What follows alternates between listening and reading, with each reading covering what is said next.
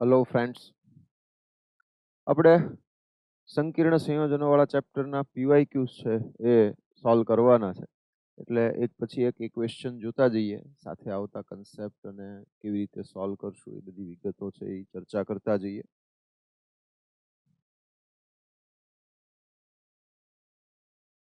નીચેનામાંથી કોણ ઝડપી રિડક્શન પામશે?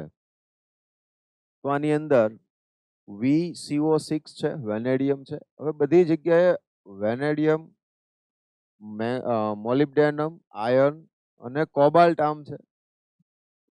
આ બધાના તમે વેલેન્સ ઇલેક્ટ્રોન જુઓ તો CO એક તો તટસ્થ લિગેન્ડ છે, અને તટસ્થ લિગેન્ડ છે એટલે બધાના ઓક્સિડેશન આંખ જોવા જશો તો 0 થશે.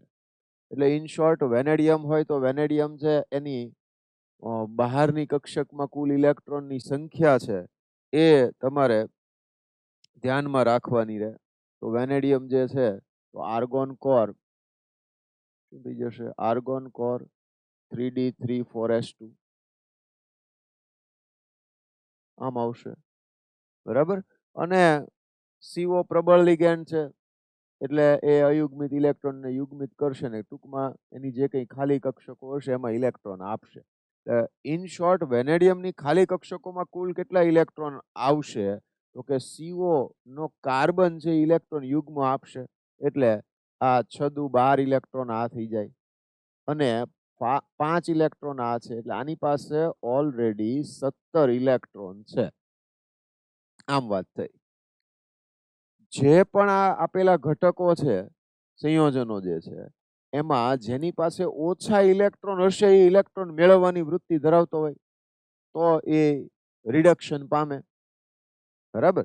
એટલે CO4 લઈ લ્યો તો અહીંયા આગળ આ 8 ઇલેક્ટ્રોન આ થાય, પણ એની સામે તમે કોબાલ્ટના ઇલેક્ટ્રોન ગણો તો કોબાલ્ટના ઇલેક્ટ્રોન જે છે એ કેટલા થશે?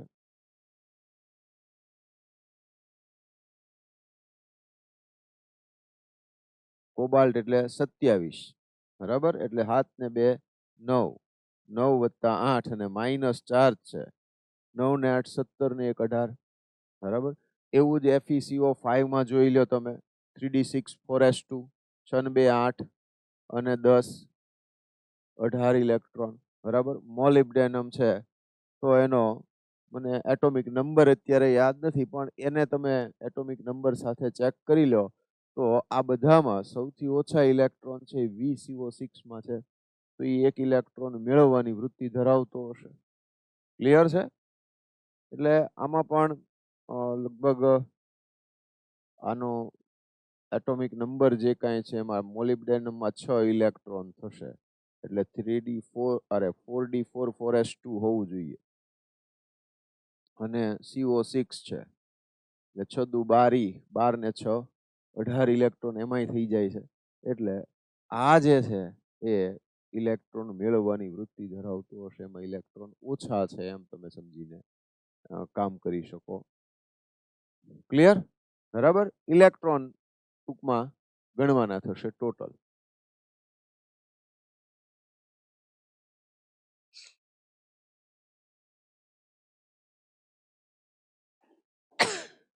Excuse me.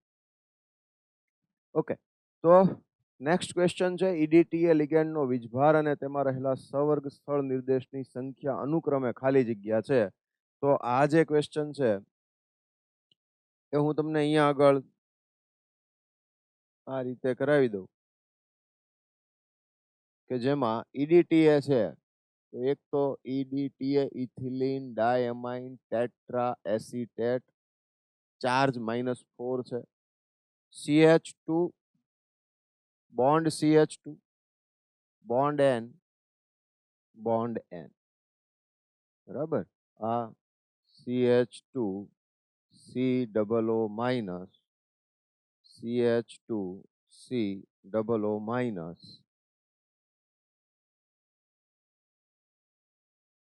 CH2 COO minus અને CH2 COO માઇનસ આમ થાય.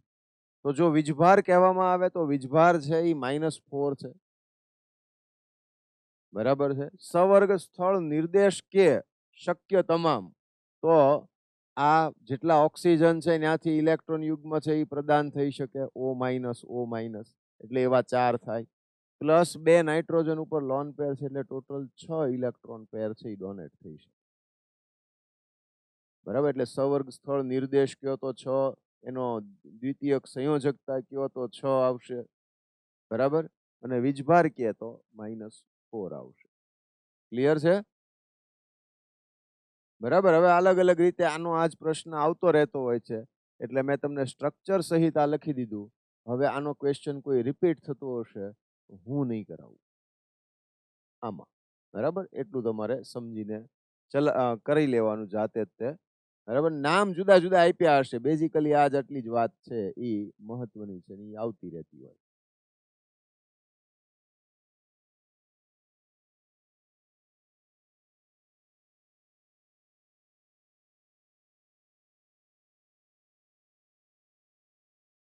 એક દંતીય ઋણ લિગેન્ડ, તો જેમાંથી એક જ ઇલેક્ટ્રોન કોઈ એક ઘટક હોય એનો કોઈ એક જ પરમાણુ એક જ ઇલેક્ટ્રોન યુગ્મ આપતો હોય, એક પરમાણુ એક જ ઇલેક્ટ્રોન યુગ્મ આપે, પણ કોઈ આયન હોય કે એની અંદર એવા 2 કે 3 પરમાણુ હોઈ શકે જે 2 કે 3 ઇલેક્ટ્રોન યુગ્મ આપે. એટલે કેટલા દંતીય છે એ એના ઉપરથી નક્કી થાય કે એક ઘટક આયન છે એમાંથી કેટલા ઇલેક્ટ્રોન યુગ્મ આપવામાં આવે છે, એટલા દંતીય કહેવાય. એક વસ્તુ. એક દંતીય ઋણ લિગેન્ડ પૂછ્યો છે, તો એક દંતીય ઋણ લિગેન્ડમાં અહીંયા પીવાય એટલે પિરિડીન, એ તો તટસ્થ લિગેન્ડ છે એટલે એ તો આવે નહીં. OX-2 ઓક્ઝેલેટ આયન, તો હવે અહીંયા આગળ દરેક વસ્તુ છે એ હું દર્શાવતો જાઉં છું કે COO- બોન્ડ COO-. તો આમાં શું થશે, તો કે બે ઓક્સિજન ઉપરથી ઇલેક્ટ્રોન યુગ્મનું દાન થઈ શકશે. આમ એટલે એક જ ઘટકમાંથી ઇલેક્ટ્રોન યુગ્મ કેટલા દાન થાય છે? 2, એટલે દ્વિદંતીય કહેવાય. CO3- માં પણ એવું જ છે, C=O, બરાબર, બોન્ડ O- અને બોન્ડ O-. તો એક ઇલેક્ટ્રોન યુગ્મ આ બાજુથી આપશે, એક આ બાજુથી આપશે, તો દ્વિદંતીય થઈ ગયો. બરાબર, એટલે આ બે છે ઋણ આયન પણ દ્વિદંતીય છે. આ એક દંતીય છે પણ તટસ્થ છે, આ પિરિડીન થઈ ગયું.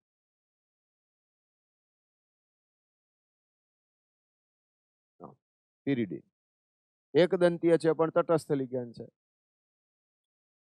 O-2 ઓક્સિજન ઉપર, બરાબર, શું આવ્યું?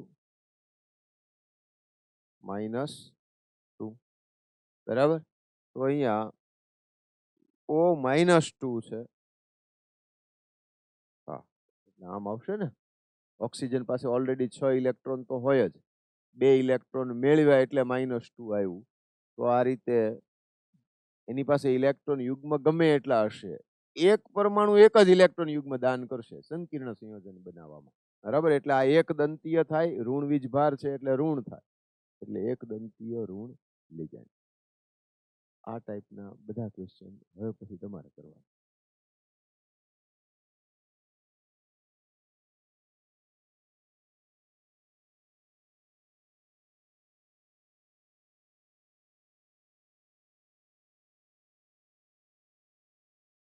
અહીંયા થોડોક નવી વાત આવી નાનકડી. કયું લિગેન્ડ કિલેટ સંયોજન બનાવતું નથી? તો કિલેટ કોણ બનાવે છે ખબર પડવી જોઈએ, તો નથી બનાવતું નહીં ખબર પડે. તો કિલેટ સંયોજનો કોણ બનાવે? તો કે જે દ્વિદંતીય હોય, ત્રિદંતીય હોય કે બહુદંતીય લિગેન્ડ હોય, એવા જે લિગેન્ડ છે એ કિલેટ સંયોજન બનાવે. કિલેટ સંયોજન એટલે જેમાં એવા લિગેન્ડ આવેલા હોય કે જેમાં સવર્ગ સ્થળ નિર્દેશ એક કરતા વધારે હોય, એટલે એક જ ઘટકમાંથી 2 કે 2 કરતા વધુ સ્થાન પરથી ઇલેક્ટ્રોન યુગ્મ દાન થતું હોય. ઇથિલિન ડાયએમાઇન, ઇથેન 1,2 ડાયએમાઇન અથવા ઇથિલિન ડાયએમાઇન, તો CH2 bond CH2, NH2 bond NH2, તો આ ઇથેન 1,2 ડાયએમાઇન થયું. એક ઇલેક્ટ્રોન યુગ્મ આ નાઇટ્રોજન ઉપરથી ને એક આ બાજુ ઉપરથી આવશે, તો કેવો થઈ ગયો? દ્વિદંતીય લિગેન્ડ. બરાબર, કિલેટ બનાવવા માટે આવા દ્વિદંતીય, ત્રિદંતીય કે બહુદંતીય લિગેન્ડ છે એની જરૂર પડે, એટલે ષટદંતીય એવું પણ કહી શકાય. તો એનાથી ચક્રીય બંધારણ બનતું હોવાને લીધે એવા જે સંયોજનો છે તેને કિલેટ સંયોજન કહેવામાં આવે છે. કિલેટનો અર્થ બરાબર સમજીએ. ક્લિયર છે? લિગેન્ડ જે ઇલેક્ટ્રોન યુગ્મ આપે એના કારણે એ ચોક્કસ દિશામાંથી એની સાથે જોડાય છે અને ચોક્કસ દિશામાંથી જોડાય છે તો એના કારણે ત્યાં ચોક્કસ પ્રકારની જીઓમેટ્રી ભૂમિતિની રચના થાય છે એટલે ચક્રીય સંયોજન બનાવે છે જેને કિલેટ કહેવામાં આવે છે.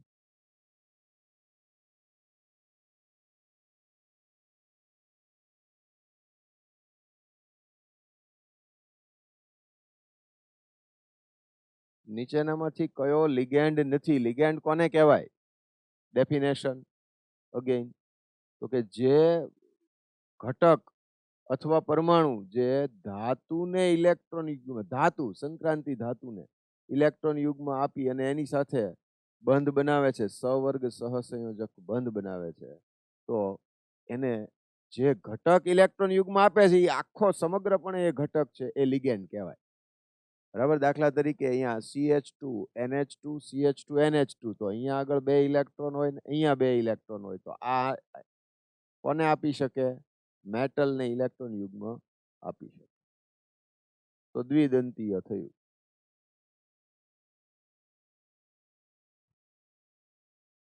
CO ની અંદર કાર્બન ઉપર માઇનસ ચાર્જ ને ઓક્સિજન ઉપર પ્લસ ચાર્જ છે. CO તો એ પણ લિગેન્ડ છે, કાર્બન ઉપરથી ઇલેક્ટ્રોન યુગ્મ પ્રદાન કરશે.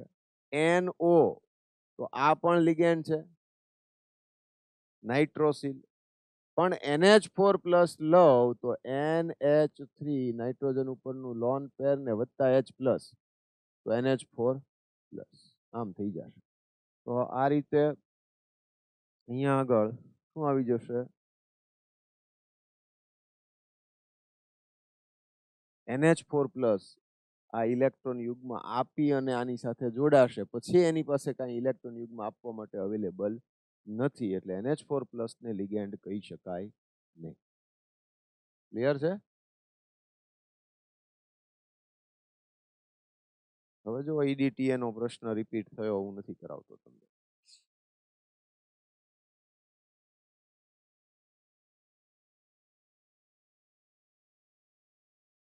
સવર્ગાંક કેટલો થશે? કોબાલ્ટ અને એલ્યુમિનિયમનો સવર્ગાંક. સવર્ગાંક એટલે સવર્ગ સહસંયોજક બંધની સંખ્યા.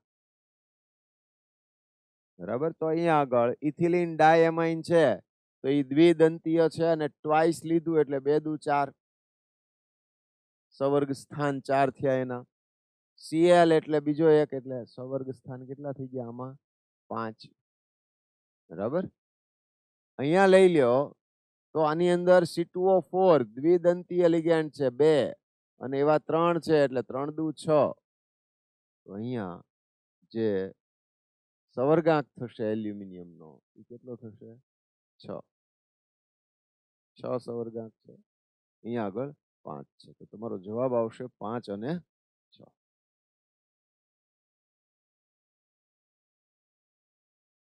સવર્ગ સ્થળ નિર્દેશની સંખ્યા EDTA માં મેં તમને પહેલા જ કહી દીધું.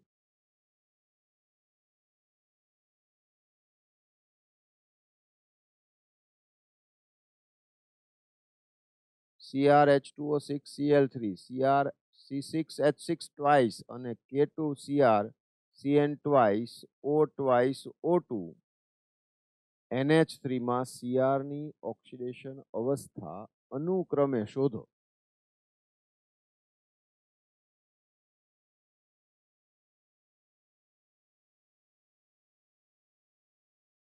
તો અહીંયા આગળ ક્રોમિયમ છે એનો ઓક્સિડેશન અવસ્થા શોધવાની છે.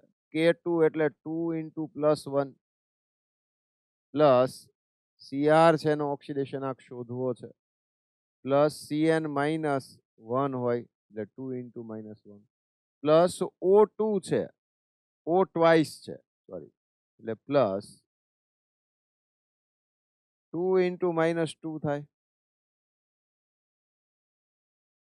અને પ્લસ O2 એટલે 0 થઈ જાય, અણુ સ્વરૂપે થયો ને એટલે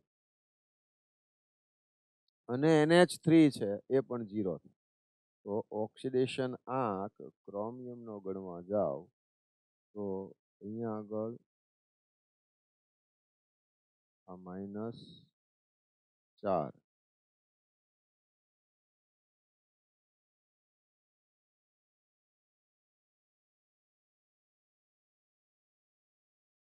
-4 -1 અને +2 5 ને 2 એટલે -3 એટલે ક્રોમિયમ કેટલા થઈ જાય +3. તો ક્રોમિયમની ઓક્સિડેશન અવસ્થા એક તો +3 થાય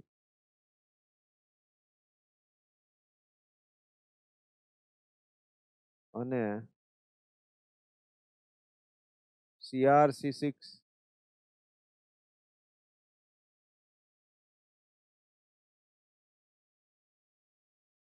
ઓકે 3 જુદા જુદા છે. આપણે આની અંદર લીધું +3. આમાં શું થશે ક્રોમિયમ આમાંય +3 થશે. કાઉન્ટ કરતા તો આવડશે ને. અને CrC6H6 ટ્વાઇસ આમાં 0 થશે કારણ કે C6H6 બેન્ઝીન છે તટસ્થ હોય એટલે તમારો જવાબ થશે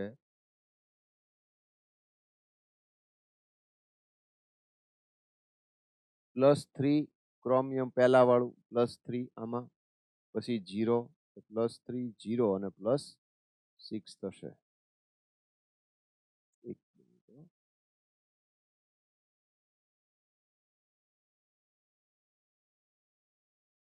અચ્છા અનુક્રમે કીધું છે તો આની +3 થાય ને એટલે +3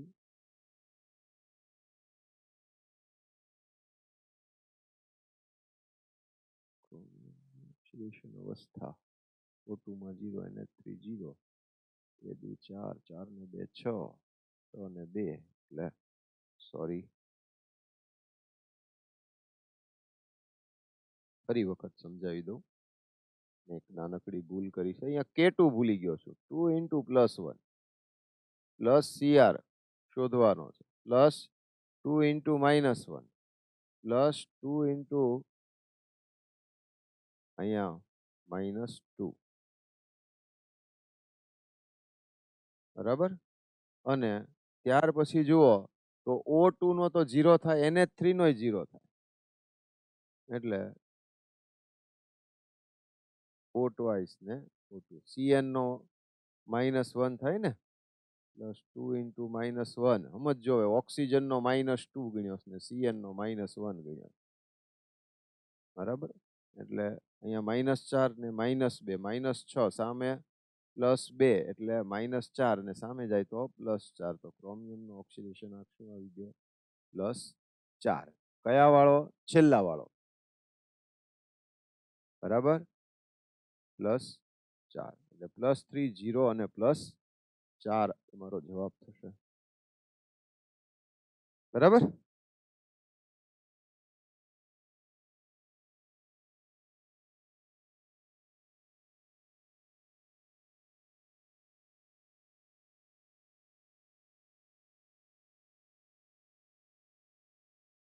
થોરિયમનો સવર્ગાંકનો અર્થ મેં તમને હમણાં સમજાવ્યો કે કેટલા ઇલેક્ટ્રોન યુગ્મ ધાતુ આયનની ખાલી કક્ષકમાં પ્રદાન કરી શકે છે તેને તેનો સવર્ગાંક કહેવાય. તો અહીંયા આગળ આ K4 થોરિયમ C2O4 4 H2O ટ્વાઇસ છે એમાં તો K4 થોરિયમ C2O4 4 તો આની અંદર થોરિયમનો સવર્ગાંક છે એ જણાવો. સવર્ગાંક કયો કે દ્વિતીયક સંયોજકતા કયો બે એકની એક જ વાત છે. તો શું થશે તો કે ભાઈ આ ઓક્ઝેલેટ આયન છે દ્વિદંતીય લિગેન્ડ હોય 4 દુ 8 તો આ જ થઈ જશે.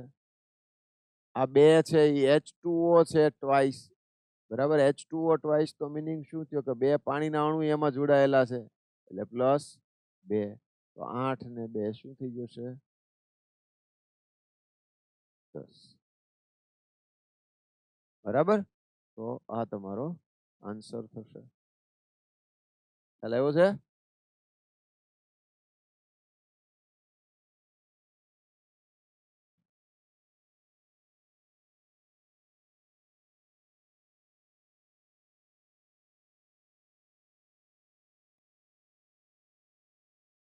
શું કીધું છે કેટલા દંતીય લિગેન્ડ છે? તો કે એક ઇલેક્ટ્રોન યુગ્મ અહીંથી દાન થઈ શકે, એક અહીંથી O માઇનસ છે, આ બે. પછી નાઇટ્રોજન ઉપરથી અહીંથી અને અહીંથી થઈ શકે, બરાબર. એટલે બે બીજા, બે ને બે 4, ચતુર્થ દંતીય ટેટ્રા ડેન્ટેટ લિગેન્ડ કહેવાય આને.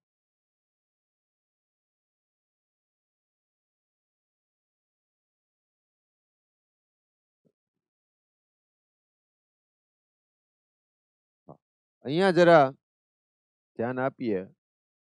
મહત્તમ શક્ય દંતીયતા સંક્રાંતિ ધાતુ આયન, પહેલા સંક્રાંતિ ધાતુ આયન છે અને પછી આંતર સંક્રાંતિ. આંતર સંક્રાંતિ એટલે 4F ને 5F સિરીઝ થઈ, બરાબર. તો મહત્તમ શક્ય દંતીયતા, તો યાદ રાખો સંક્રાંતિ ધાતુ આયનો છે એ મહત્તમ 6 સાથે જોડાઈ શકે અને અષ્ટફલકીય રચના બનાવે. એટલે એક તો એનો સવર્ગાંક કયો તો એ સવર્ગાંક એ કેટલો થશે? 6 થશે. પણ 4F અને 5F, તો 4F F કક્ષકો પોતે 7 છે, એટલે ત્યાં 6 ની જોડે જોડે બીજું શું આવી શકે? તો કે 8 છે ઈ આવી શકે. એટલે ત્યાં શું થઈ જશે? 6 અને 8.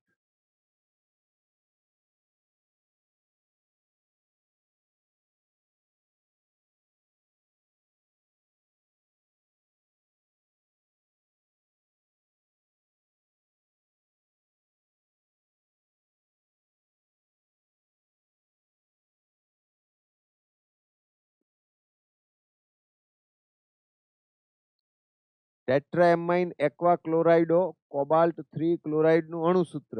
હવે આપણે નામ ઉપરથી, આમાં પછી ચેક કરવાનું, પહેલા નામ ઉપરથી જોઈ લેવાનું. ટેટ્રાએમાઇન એક્વા ક્લોરાઇડો કોબાલ્ટ, એટલે કોબાલ્ટ 3 છે, એટલે બ્રેકેટની અંદર આવેલી મેટલ થઈ, જેમાં રોમન અંકમાં બાજુમાં ઓક્સિડેશન આંક લખેલો હશે, તો એ મેટલ છે એ કઈ થઈ?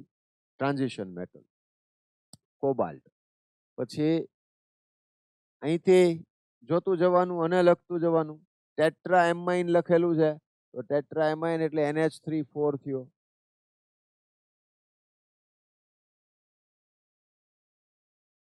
ટેટ્રાએમાઇન એક્વા ક્લોરાઇડો કોબાલ્ટ 3, ક્લોરાઇડ નું અણુસૂત્ર ખાલી જગ્યા થશે CO NH3 અને એક્વા ક્લોરાઇડો. ક્લોરાઇડો એનો અર્થ એવો થયો કે એ ક્યાં આવતું હશે? બ્રેકેટની અંદર. અને પછી કોબાલ્ટ 3 અને ક્લોરાઇડ, એટલે અહીંયા Cl આવે. હવે અહીંયા Cl2 આવે કે અહીંયા Cl2 આવે ને બાર Cl આવે, એ આપણે ચેક કરવું પડે. આટલી વિગતો આપી છે તો એના ઉપરથી કઈ આપણને મળે એમ. અને કોબાલ્ટ +3 છે, તો કોબાલ્ટ +3 છે એને પણ ધ્યાનમાં રાખવાનું.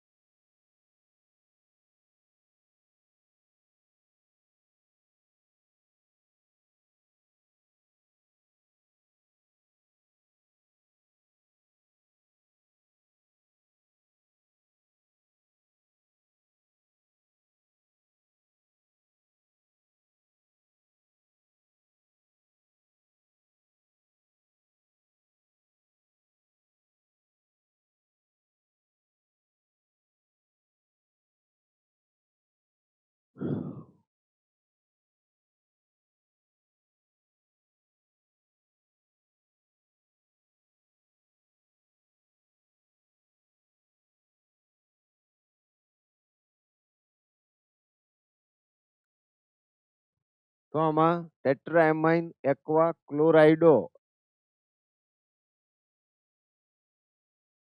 તો આપણે લખતા જઈએ ઇન્ટુ બ્રેકેટ ક્લોરાઇડો કોબાલ્ટ. કોબાલ્ટ પહેલા લખું. ટેટ્રાએમાઇન એટલે NH3 એક્વા. હવે જુઓ, એને ડાય ટ્રાય કે એવું કઈ નથી આપ્યું, એનો મિનિંગ એવો થાય કે એક જ હોય, મોનોડેન્ટેટ હોય. H2O ક્લોરાઇડો એટલે Cl2 લઈ લઈએ.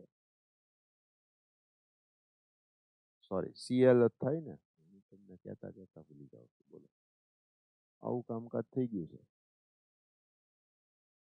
બરાબર, તો NH3 4H2O અને Cl અને 12 Cl2 આવશે, કારણ કે કોબાલ્ટ નું ઓક્સિડેશન આંક તો +3 થવો જોઈએ. આનો -1, આનો 2 નો -2, -3 સામે જાય તો +3, એટલે કોબાલ્ટ નો ઓક્સિડેશન આંક +3 થઈ ગયો. એટલે ઓક્સિડેશન આંક ઉપરથી તમને એ આઈડિયા વધારે આવશે. અને બીજા નંબરમાં અહીંયા જે લખેલું હશે આયુપેક નામ, તો લિગેન્ડ માટે ડાયટ્રાઈ ટેટ્રા હશે, અને ન હોય તો એ એક જ આયન છે એવો અર્થ થાય. એટલે એટલું ધ્યાન રાખવાનું છે.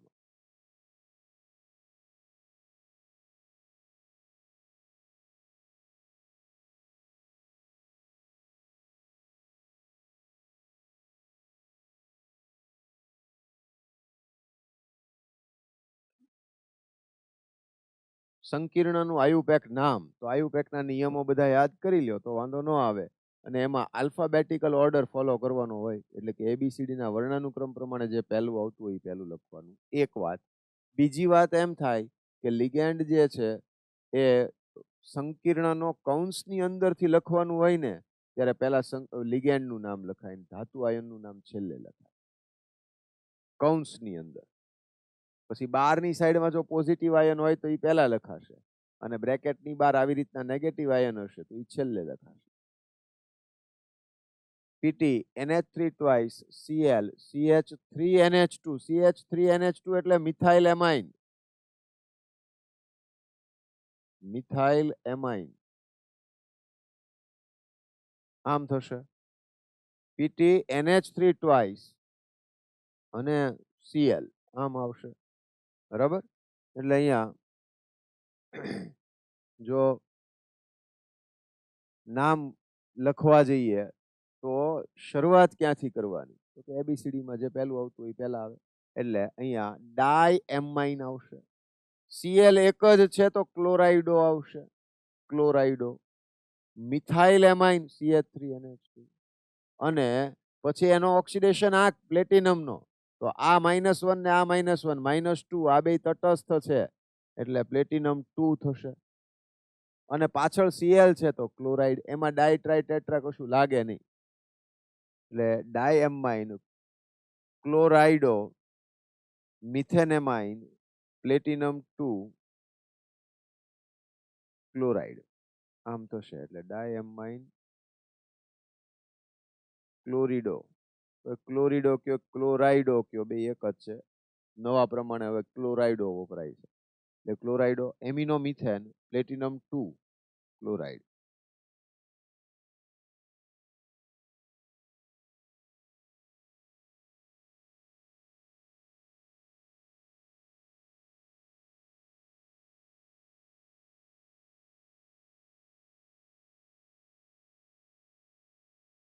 ઓકે,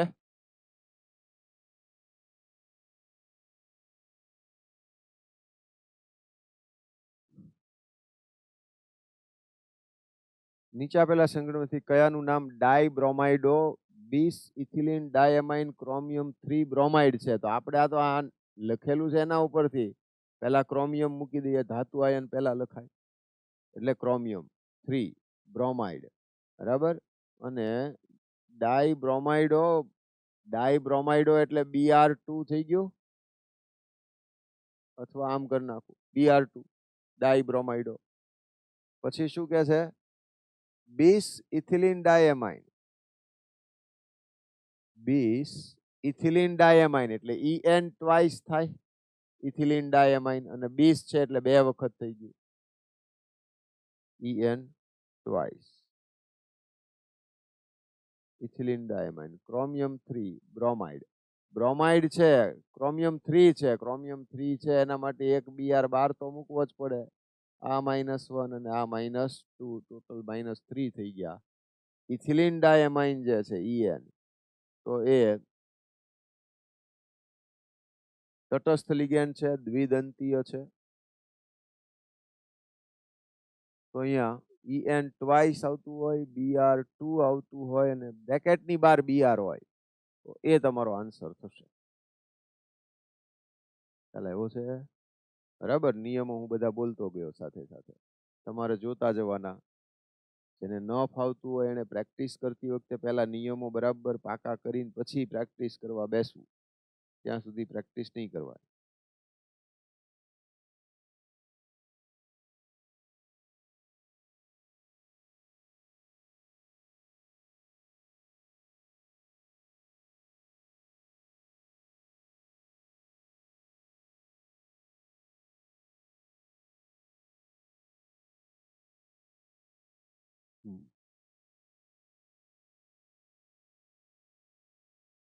કઈ સમઘટકતા શક્ય છે? બરાબર, હેક્ઝાએમાઇન કોબાલ્ટ 3, તો હેક્ઝાએમાઇન કોબાલ્ટ 3, બરાબર, એટલે CONH3 6 એમ થાય.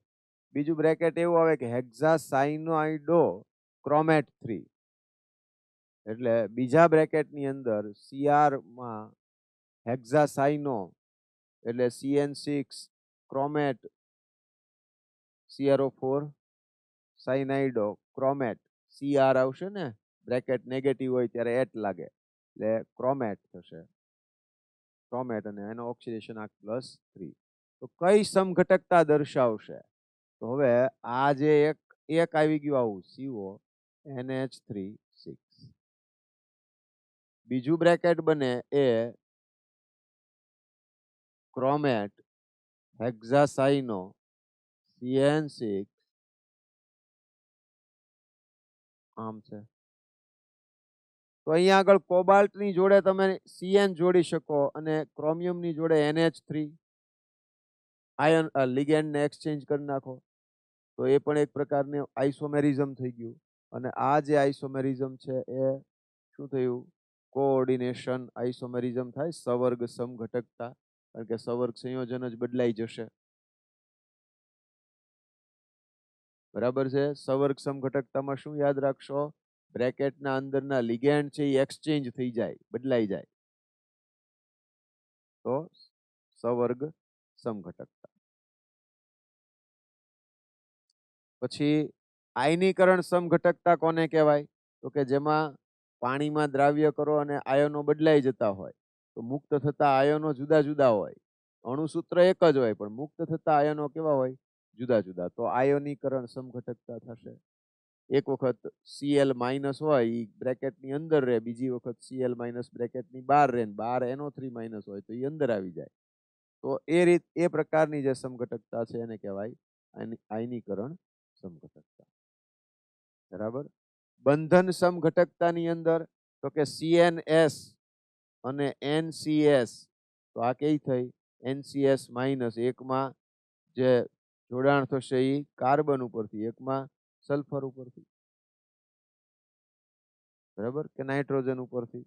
તો જ્યારે ઇલેક્ટ્રોન દાતા પરમાણુ જુદા જુદા હોય એક જ ઘટકની અંદર સૂત્રની રીતે, તો એને બંધન સમઘટકતા કહેશું. અને દ્રાવક મિશ્રણ સમઘટકતા, તો કે જેને કોઈ પદાર્થને દ્રાવ્ય કરો દ્રાવકમાં, ને એ દ્રાવકના અણુઓ તે લિગેન્ડ તરીકે ભાગ ભજવે અને આયન એક્સચેન્જ થતા હોય કે મોલેક્યુલ એક્સચેન્જ થઈ જતા હોય, તો એ પ્રકારની જે સમઘટકતા છે એ દ્રાવક મિશ્રણ સમઘટકતા થશે.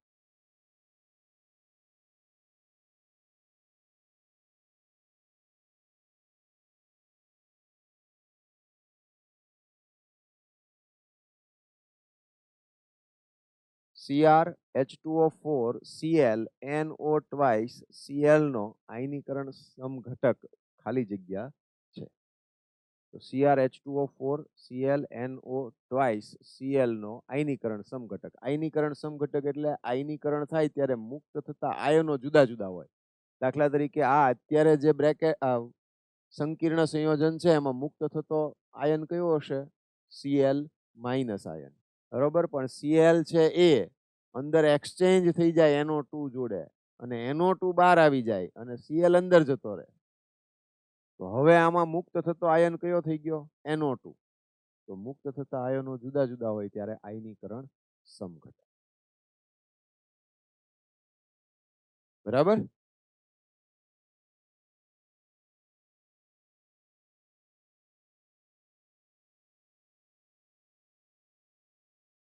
Cobalt 3 chloride.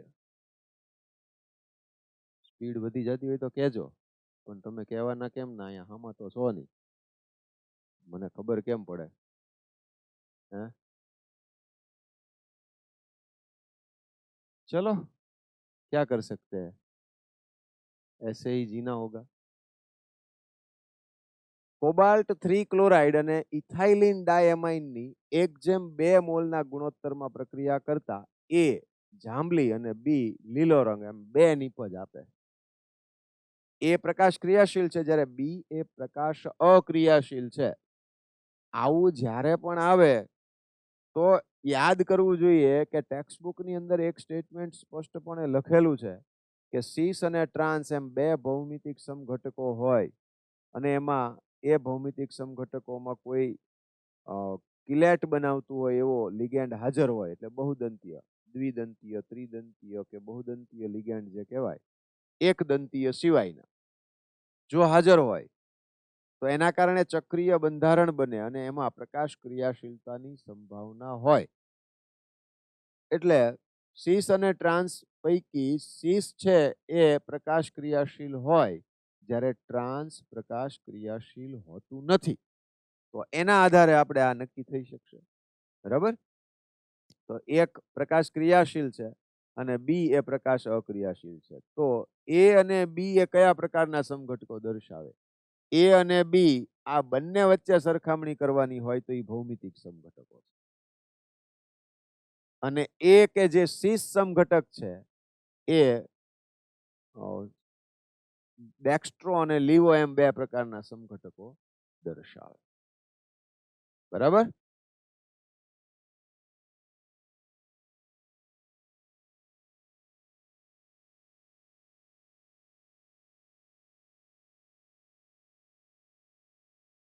સંકીર્ણ CONH36 CrCN6 અને CrNH36 COCN6 એ કેવા પ્રકારના સમઘટકોના ઉદાહરણ છે? આઈ થિંક આપણે હમણાં જ વાત કરી.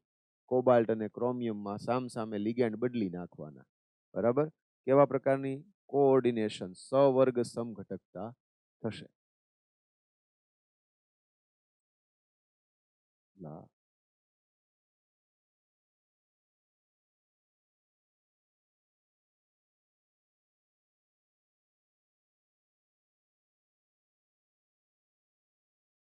મિત્રો, નીચેના સંકીર્ણ સંયોજનો પૈકી કયું મેરિડિયોનલ સમઘટક ધરાવે છે?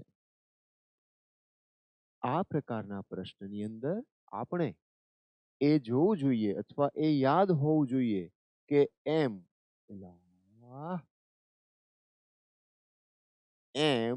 A3 B3 પ્રકારના જે બંધારણ ધરાવતો જે સંકીર્ણ હોય તો એ ફેશિયલ મેરિડિયોનલ સમઘટકતા દર્શાવે. બરાબર? 3 લિગેન્ડ છે એક જ બાજુ આવતા હોય તો એ ફેશિયલ થાય અને એ 3 લિગેન્ડમાંથી કોઈ પણ 2 લિગેન્ડ 180 ડિગ્રીએ સામસામે આવતા હોય તો એ મેરિડિયોનલ થાય. બરાબર છે? ગુડ. પછી આ કંઈક એના જેવો જ પ્રશ્ન છે. બંધ ખૂણો 90 ડિગ્રી છે. CONH3 4Cl2 કયા સમઘટકમાં Cl bond CO bond Cl બંધ ખૂણો 90 ડિગ્રીનો છે? એની પછીનો પ્રશ્ન આમાં તો એક તો આ પ્રકાર M A4B4 થઈ ગયો, સોરી F4B2, અને એમાં Cl bond CO bond Cl બંધ કોણ 90 ડિગ્રીનો છે. તો એક તો મેરિડિયોનલ વાળું વાત આવે નહીં. બરાબર? સીસ અને ટ્રાન્સ આવે તો સીસ અને ટ્રાન્સ ની અંદર Cl bond CO bond Cl, અહીંયા Cl2 છે તો અહીંયા કોબાલ્ટ. બરાબર? તો કાં તો બે Cl અહીંયા હોય અથવા અહીંયા બે હોય તો એ 90 ડિગ્રી થાય અને બાકીની જગ્યાએ NH3 આવે.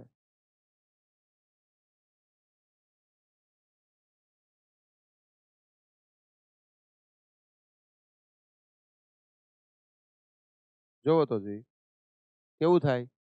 સીસ થાય ને, અહીંયા 90 બરાબર. Cl bond CO bond Cl 90 degree.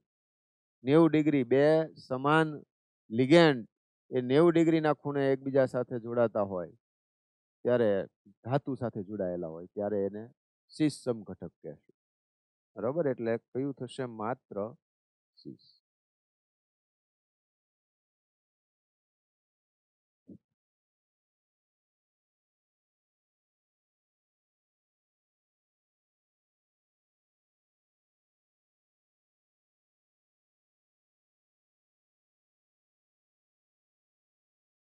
સમતલીય સમચોરસ સંકીર્ણ MfClSCnNO2 માટે સમઘટકોની કુલ સંખ્યા.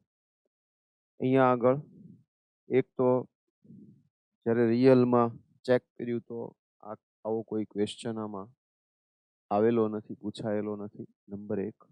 બીજા નંબરમાં સમતલીય સમચોરસ સંકીર્ણ કીધું છે તો આની અંદર માત્ર ભૌમિતિક સમઘટકો જ શક્ય બને. અને ત્રીજું, પ્રશ્ન જ નથી પૂછાયેલો એટલે ઓપ્શન એ બધા ખોટા છે. એટલે જો આના ભૌમિતિક સમઘટકો જીઓમેટ્રિકલ આઇસોમર્સની વાત કરીએ તો ટોટલ 3 થાય. MABCD પ્રકાર થઈ ગયો. આ ચારે ચાર સમૂહ જુદા જુદા છે. એકને ફિક્સ કરી દો.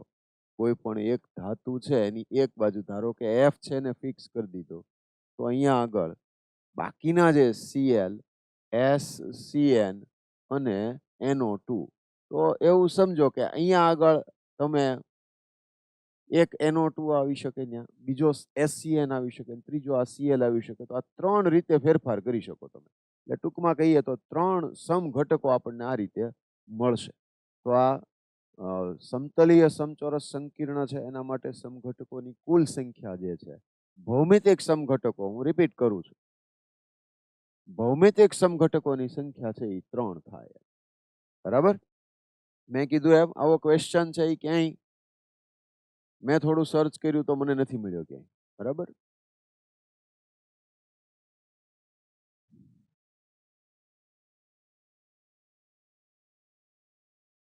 આ ક્વેશ્ચનની અંદર પણ આ જ પ્રોબ્લેમ છે. આવો કોઈ ક્વેશ્ચન છે એ ક્યાંય પૂછાયો હોય એવું કોઈ પેલું મળતું નથી. આવો ક્વેશ્ચન નથી મળતો.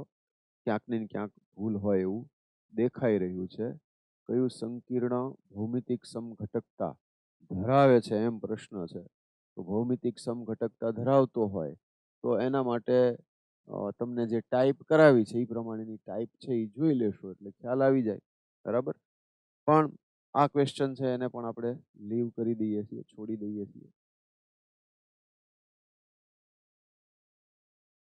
કયું સંકીર્ણ ફેશિયલ સમઘટક ધરાવે છે? ફેશિયલ અને મેરિડિયોનલ સમઘટકતા માટે સંકીર્ણનો પ્રકાર MA3B3 હોય.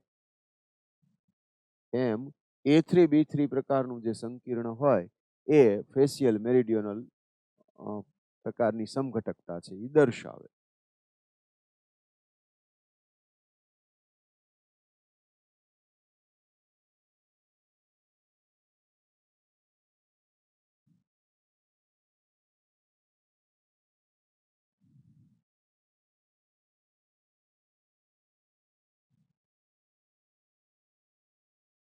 ફેશિયલ અને મેરિડિયોનલ સમઘટકો દર્શાવતો સંકીર્ણ જણાવો. એટલે આ બેયના પ્રશ્નો છે એ લગભગ સરખા પ્રકારના છે. આમાં આ MA3B3 થઈ ગયો અને અહીંયા એવું જ શોધવાનું રહ્યું. આ રહ્યું. બરાબર છે.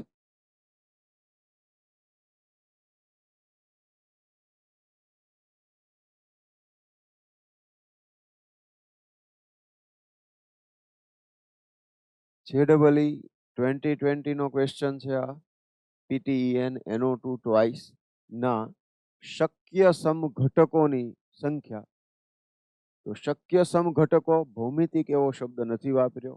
તો શક્ય સમઘટકોની સંખ્યા માટે તમે જો સમજો તો અહીંયા આગળ આ પ્લેટિનમ,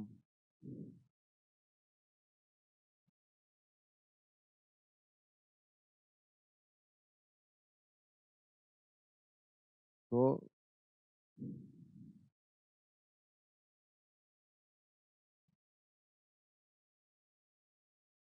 પ્લેટિનમ જે હતું EnNO2 ટ્વાઇસ, એટલે En જે તમે લ્યો તો એ આ રીતે આવે, ઇથિલિન ડાયમાઇન અથવા ઇથેન 1,2 ડાયમાઇન, તો બે નાઇટ્રોજન ઉપરથી પ્લેટિનમને ઇલેક્ટ્રોન યુગ્મ મળતા હોય, અને NO2 છે, એટલે આ NO2 અને NO2 આમ થઈ જાય. તો એક સમઘટક જે મળે સંકીર્ણ બને એ આવો બને. બીજા બે ની અંદર આ પ્લેટિનમ શક્ય તમામ એવો શબ્દ વાપર્યો છે, એટલે એવો શબ્દ જ્યારે વપરાતો હોય તો આપણે આ વસ્તુ કરવાની થાય. એટલે En અહીંયા ONO આમ લઈએ અને અહીંયા NO2 રહેવા દઈએ, અને ત્રીજો એવો બને કે જેમાં બંને ONO હોય. તો એ રીતે જોવા જાવ તો ટોટલ 3 સમઘટકો છે એ મળશે. એટલે આ En ONO અને ONO આમ થશે. બરાબર. જો શક્ય તમામ સમઘટકો એવો શબ્દ વાપર્યો હોય તો આ રીતે ઉપયોગમાં લેવાનું થાય. અધરવાઇઝ ખરેખર જોવા જાવ તો NO2 આપ્યું હોય એને સૂત્રાત્મક સ્વરૂપમાં કંઈક દર્શાવવું જોઈએ, એટલે NO2 ને ONO એટલે શક્ય તમામ સમઘટકોની જ્યારે વાત કરી તો આપણે આ રીતના લઈ શકીએ. અધરવાઇઝ NO2 ના સ્થાન જ છે એ ખાલી ખરેખર તો બદલવાના હોય ને. એવી રીતના જોવા જાવ કે ખાલી NO2 જ હોય તો આ એક જ બને, બીજો બને જ નહીં. એ પણ ધ્યાનમાં રાખજો. બરાબર. એટલે ટોટલ આમાં કેટલા થઈ ગયા? 3 થઈ ગયા.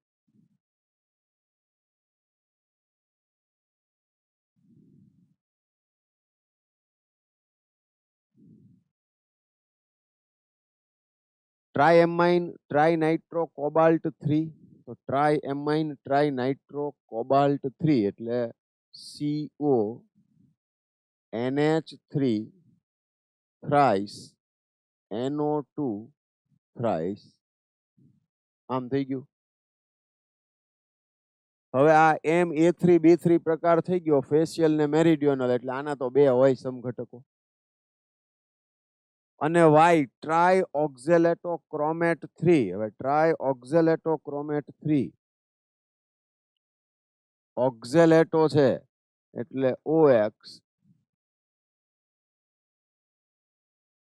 ઓક્ટાહેડ્રલ થશે.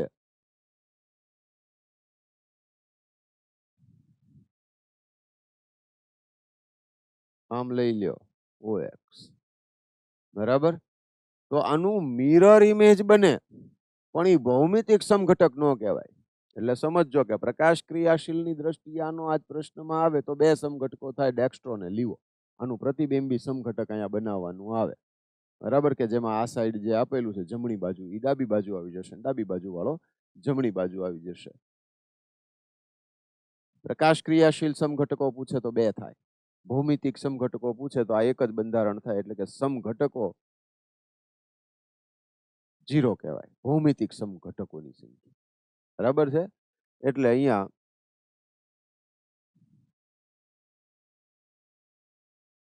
x + y પૂછ્યું છે તો x તરીકે 2 આવશે અને પ્લસ y તરીકે 0, એટલે 2 જવાબ આવશે.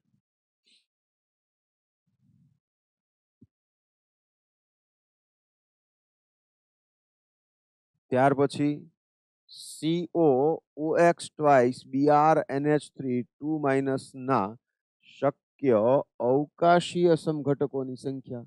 હવે અહીંયા એમણે શક્ય અને અવકાશીય આ બે શબ્દ ઉપર ભાર મૂક્યો છે. આપણે એ ધ્યાન રાખવું પડે. બરાબર. કે મને શું પૂછવામાં આવેલું છે.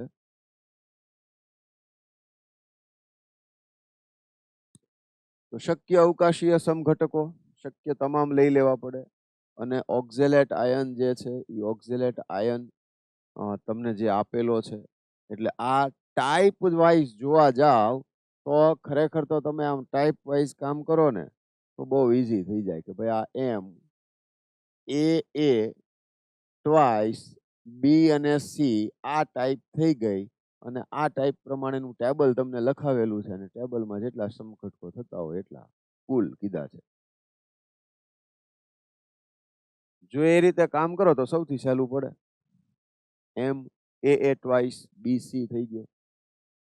તો MAA ટ્વાઇસ BC ની અંદર તમારે જોવાનું રહે કે કેવી રીતના શક્ય ગોઠવણીઓ આવે છે અને એમાંથી કઈ ગોઠવણી છે એ પ્રકાશ ક્રિયાશીલતા દર્શાવશે. તમારા ઉપર છોડું છું, તમારે સોલ્વ કરવાનો. મેં ટાઈપ કહી દીધી તમને, ટેબલમાંથી જોશો તો ખબર પડી જશે. બરાબર.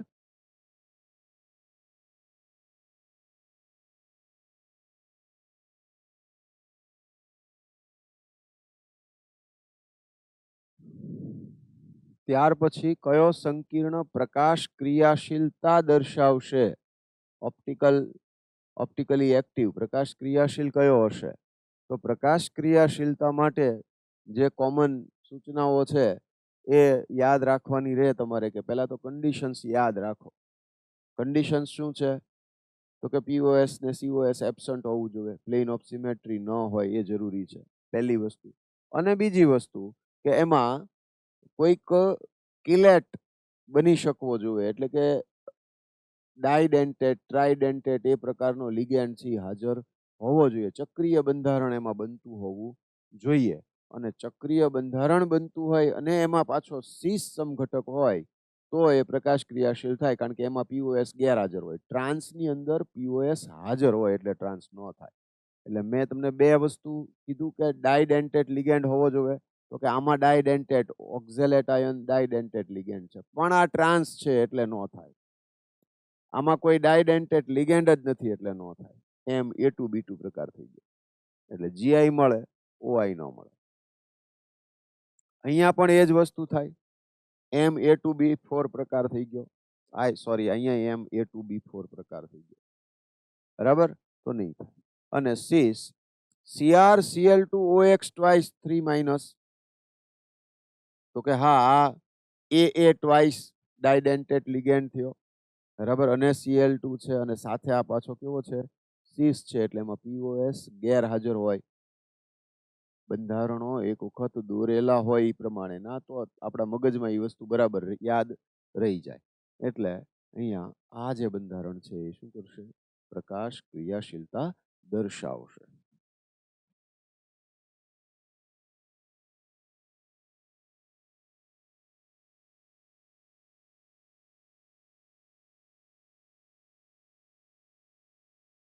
કયો પ્રકાશ સમઘટકતા દર્શાવી શકે નહીં?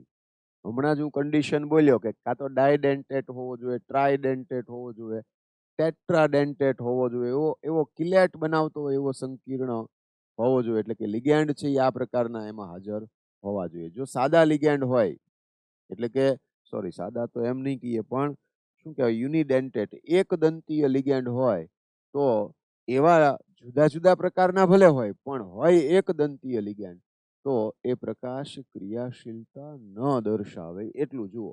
બરોબર. પછી સિવાય કે ચારે ચાર જુદા હોય અને સંકરણ sp3 થતું હોય સમચતુષ્ફલકીય. બરાબર, એવા જનરલી આપણે અત્યારે આવતા નથી. અહીંયા COEN થ્રાઇસ તો કે આ દર્શાવશે. હવે એ આપણને યાદ હોવું જોઈએ કે COEN થ્રાઇસ છે આ એક તમને લખી દઉં એટલે ખબર રહે કે COEN થ્રાઇસ એટલે એક EN આમ આવશે, એક આ બાજુથી આવશે અને એક આમ આવશે.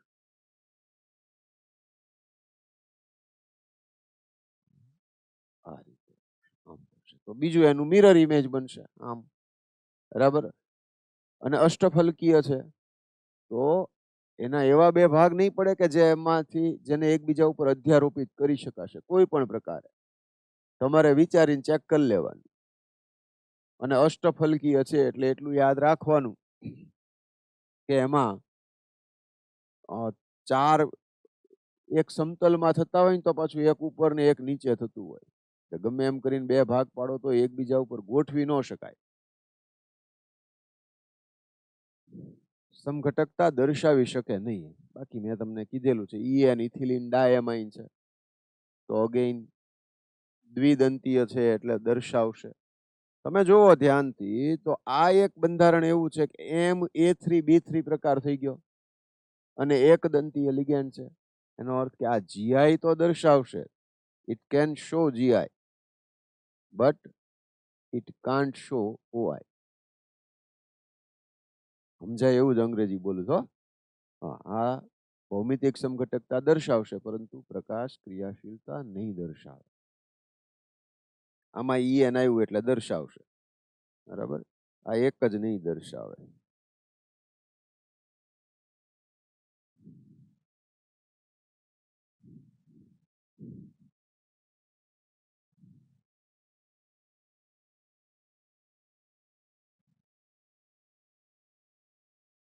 સેમ ક્વેશ્ચન છે. બેવ સંકીર્ણ પ્રકાશીય સમઘટકતા દર્શાવશે તો EN વાળો જે હશે અને સાથે સીસ લખેલું છે તો સીસ ટ્રાન્સ લખ્યું હોય ત્યારે સીસ જોવાનું. સીસ પ્રકાશ ક્રિયાશીલતા દર્શાવે, ટ્રાન્સ ન દર્શાવે. આ પ્રકાશ ક્રિયાશીલતા દર્શાવશે. આમાં તમે જુઓ તો એક દંતીય લિગેન્ડ છે તો એ તો ન દર્શાવે. આ એક દંતીય છે એટલે ન દર્શાવે, બરાબર. અને આમાં ટ્રાન્સ છે એટલે ન દર્શાવે. ટ્રાન્સ હોય એમાં POS હાજર હોય, બરાબર. નીચેનામાંથી કયું સંકીર્ણ બિન પ્રકાશ ક્રિયાશીલ છે એટલે કે પ્રકાશ ક્રિયાશીલતા દર્શાવતું નથી. અગેન એની એ જ વાત છે બધી, બરોબર. આ ધ્યાન રાખજો કે આ PPH થ્રાઇસ ટ્રાયફિનાઇલ ફોસ્ફરસ જે છે તો એ એક દંતીય લિગેન્ડ છે, તટસ્થ, બરાબર. એટલે બિન પ્રકાશ ક્રિયાશીલ છે તો અહીંયા આગળ આ રોહોડિયમ વાળું છે એટલે એમાં EN FeC2O4 thrice, EN twice Cl2 અને PD EN twice Cl2.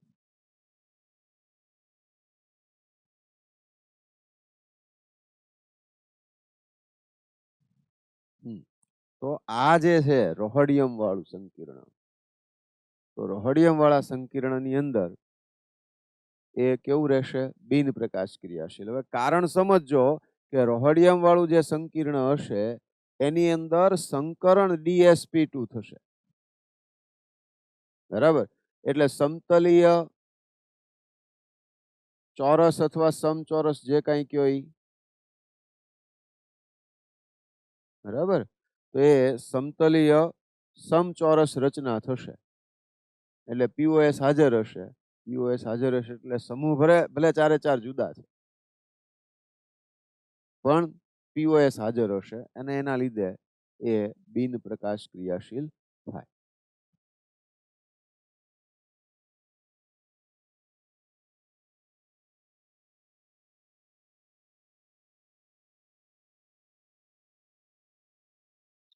Cobalt 3 chloride ammonia સાથે કેટલાક અષ્ટફલકીય સંકીર્ણો બનાવે. તો કેવા બનાવે? તો કે અષ્ટફલકીય બનાવે છે એટલે સવર્ગાંક 6 થવો જોઈએ. નીચેનામાંથી કયું સિલ્વર નાઇટ્રેટની સાથે અવક્ષેપ આપશે નહીં? સિલ્વર નાઇટ્રેટ સાથે તો પહેલા એ યાદ રાખો કે Cl માઇનસ હોય ઈ AgNO3 એટલે Ag પ્લસ NO3 માઇનસ. તો Ag પ્લસ ને Cl માઇનસ એ AgCl ના અવક્ષેપ આપે. પહેલી તો એ ખબર પડવી જોઈએ. આ પહેલો અગત્યનો પોઈન્ટ.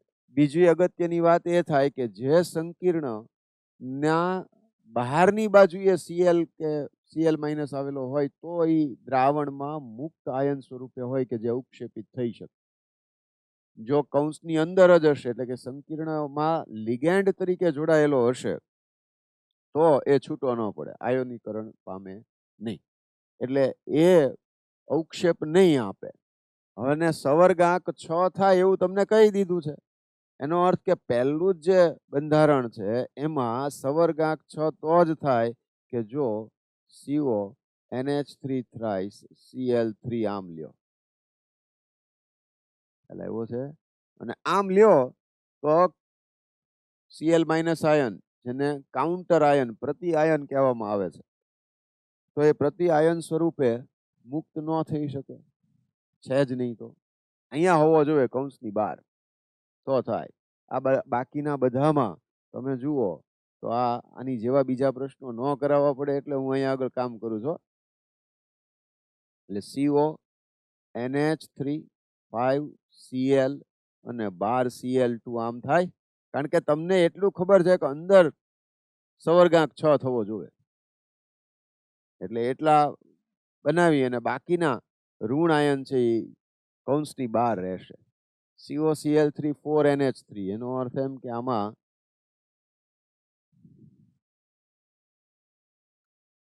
CO NH3 4 અને Cl2 ને 12 એક Cl આવશે. ખ્યાલ આવ્યો? અને 6NH3 છે ત્યાં 3 Cl બહાર આવશે. ખ્યાલ આવ્યો છે હવે? તો આમાં એક જ Cl માઇનસ મુક્ત થશે, આમાં 3 Cl માઇનસ મુક્ત થશે, આમાં 2 Cl માઇનસ મુક્ત થશે, પણ આમાં એકેય Cl માઇનસ આયન મુક્ત થતો નથી, માટે આ અવક્ષેપન ન આપે. રાઈટ?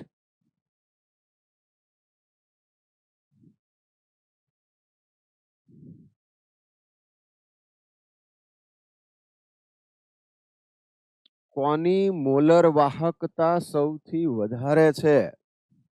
તો મોલર વાહકતા માટે તો કે જેટલા મુક્ત થતા આયનો વધુ સંખ્યામાં હોય એટલી મોલર વાહકતા વધુ હોય.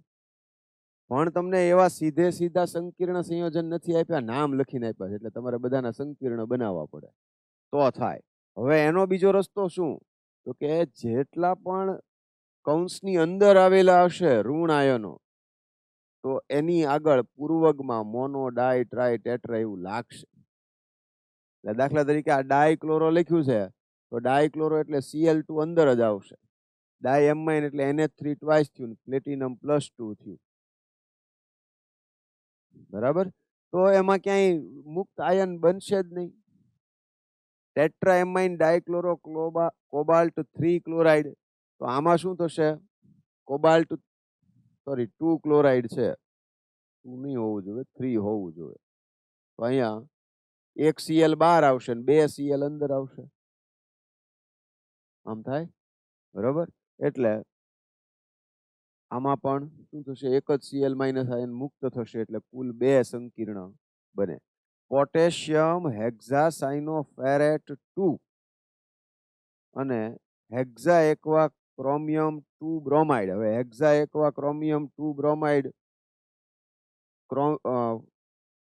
ક્રોમિયમ થી લખીએ તો Cr હેક્ઝા એક્વા કીધું છે, સોરી H2O આવશે. Cr H2O6 આમ થશે. Hexa aqua chromium 2 bromide, chromium +2 H2O તો તટસ્થ લિગેન્ડ છે, 0 આવે, એટલે અહીંયા 12 કેટલા આવી જાય? Br2 આવે તો આ Cr+2 થાય. તો અહીંયા આયનીકરણથી કુલ મુક્ત થતા આયનો, ઉત્પન્ન થતા આયનો કેટલા છે? 2 Br માઇનસ છૂટા પડે ને એક ધન આયન બને +2 વાળો. ટોટલ આયન 3 થયા. બરાબર? આમાં એકેય નો થયો, આમાં 0 આયનો એકેય નો થાય. આમાં લઈ લ્યો તો અહીંયા કોબાલ્ટ 3 ક્લોરાઇડ કરો ને તો ટોટલ 2 આયનો મુક્ત થાય. એક Cl માઇનસ આયન છૂટો પડે ને એક આ કૌંસમાં આવે.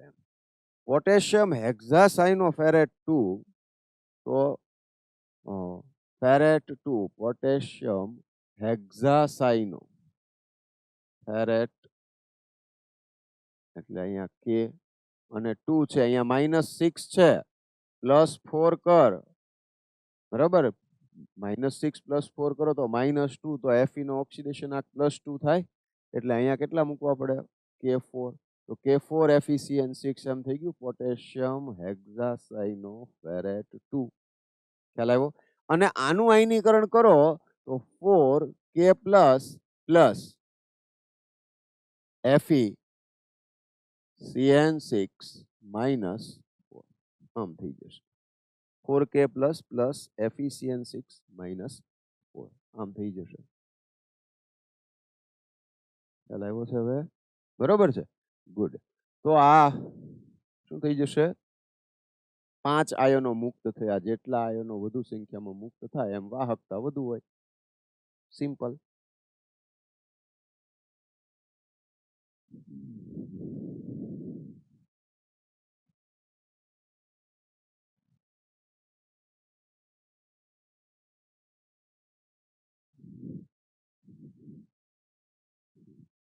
શું કે છે? CO KCO OX twice NH3 twice સંકીર્ણમાં રહેલા ધાતુ આયનની પ્રાથમિક સંયોજકતા, દ્વિતીયક સંયોજકતા અને તેના જલીય દ્રાવણમાં રહેલા કુલ આયનોની સંખ્યા અનુક્રમે ખાલી જગ્યા છે. બહુ સરસ મજાનો પ્રશ્ન છે, ગુજકેટમાં પૂછાયો છે, એટલે કે બોર્ડ લેવલે, ગુજકેટ લેવલે પણ એટલો સારો ક્વેશ્ચન છે કે JEE કે નીટમાં પણ આવો ક્વેશ્ચન આવી શકે. શું કહેશું? તો કે ભાઈ સૌથી પહેલા જલીય દ્રાવણમાં રહેલા કુલ આયનોની સંખ્યા છે ને સૌથી પહેલા સમજી લઈએ. કેમ? તો કે અહીંયા એક જ K છે એટલે K પ્લસ અને પ્લસ જે કાંઈ આ સંકીર્ણ છે એના ઉપર શું આવશે? -1. એટલે ટૂંકમાં બે જ આયનો જલીય દ્રાવણમાં બનશે. બરોબર? પણ છેડે બે આવતા હોય એવા 3 ઓપ્શન છે. બરાબર? તો શેમાં ફેર પડે છે?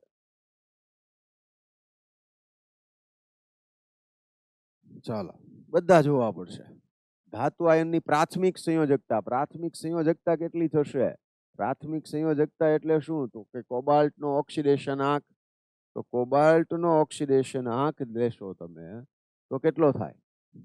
તો કે અહીંયા આ 2 દુ 4 -4 અને આ +1 -3 એટલે કોબાલ્ટ +3 થઈ ગયો. આ પ્રાથમિક સંયોજકતા થઈ ધાતુની. +3 એનો ઓક્સિડેશન આંક ટૂંકમાં ધાતુનો. ક્યાં? કૌંસમાં રહેલી ધાતુનો ઓક્સિડેશન આંક એ પ્રાથમિક સંયોજકતા થઈ.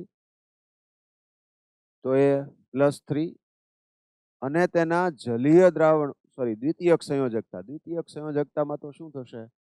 આ દ્વિદંતીય લિગેન્ડ છે એટલે 2 દુ 4 4 ને 2 6 એટલે દ્વિતીય સંયોજકતા 6 એટલે 3 4 6 3 6 2. બરોબર ને? 3 પ્રાથમિક સંયોજકતા, 6 દ્વિતીયક અને 2 આયનોની સંખ્યા. 3 6 2. ઓકે.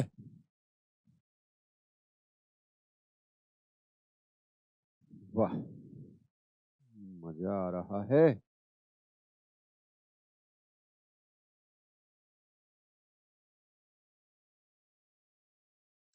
કયા સંકીર્ણ જલીય દ્રાવણની સમાન પરિસ્થિતિમાં વાહકતા સૌથી ઓછી છે?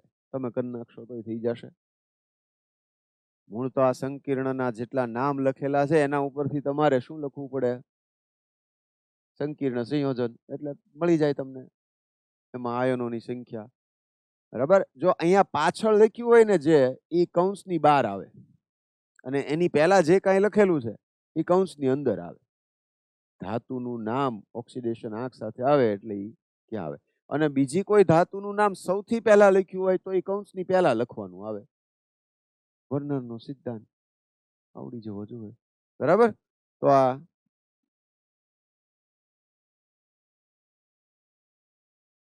આઈ થિંક જેટલા બધા આયનો આપેલા છે એમાં આ એક એવો આયન છે કે જેમાં કૌંસની બહાર કાંઈ નહીં આવે.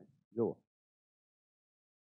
એની વાહકતા કેવી હશે? સૌથી ઓછી. કારણ કે જેમ મુક્ત આયનોની સંખ્યા વધુ એમ વાહકતા વધુ. ક્લિયર?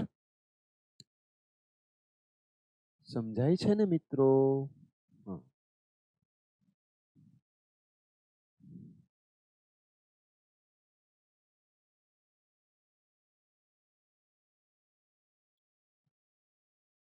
CrCl3 3NH3 3H2O પ્રમાણ સૂચક સૂત્ર ધરાવતા.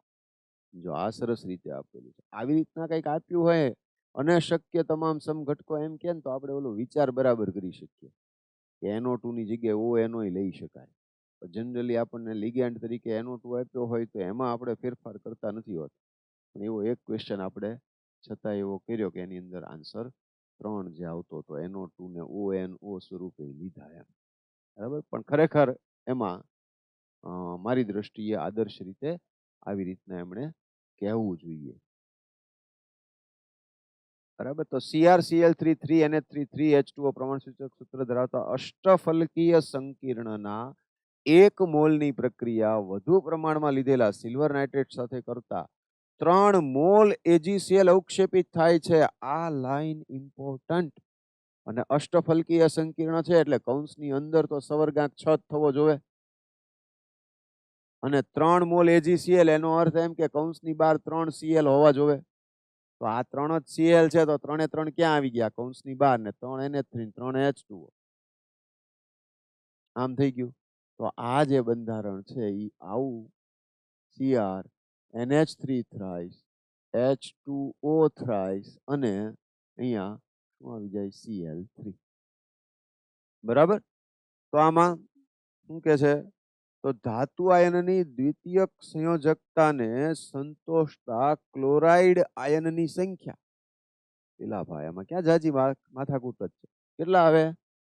કેટલા ક્લોરાઇડ આયન ધાતુ આયનની દ્વિતીયક સંયોજકતાને સંતોષતા ક્લોરાઇડ આયનની સંખ્યા. દ્વિતીયક સંયોજકતા કીધું છે. મહેરબાની કરીને જાગતા રહેજો પ્રશ્ન વાંચતી વખતે. હા, શું કીધું? દ્વિતીયક સંયોજકતા. ભાઈ કૌંસની બહાર છે Cl. દ્વિતીયક સંયોજકતા ક્યારે કહેવાય? ધાતુ આયન સાથે સીધો જોડાયેલો હોય અને ઇલેક્ટ્રોન યુગ્મ દાન દેતો હોય તો. એવું તો આમાં થતું નથી. એટલે કેટલી આવશે દ્વિતીયક સંયોજકતા? હા હા હા જીરો મેં હું જીરો. ઓકે.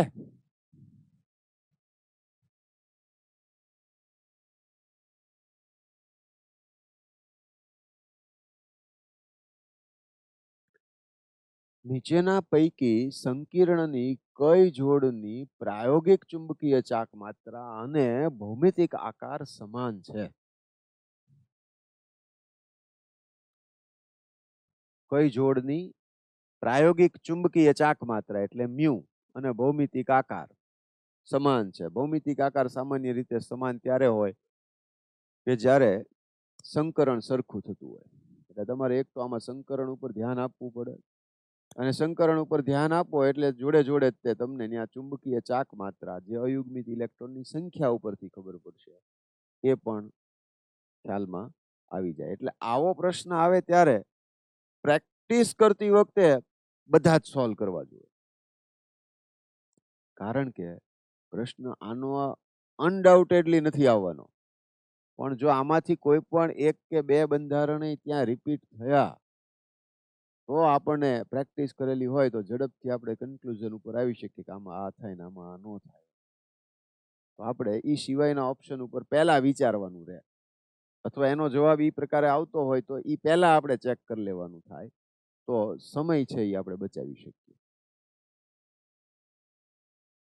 ટાઈમ મેનેજમેન્ટ એ સૌથી અગત્યનું પાસું હોય છે આની અંદર. પ્રશ્નો આપણે બહુ જ પ્રયત્નો કર્યા પછી જો છોડી દઈએ તો એ આપણને લોસ છે.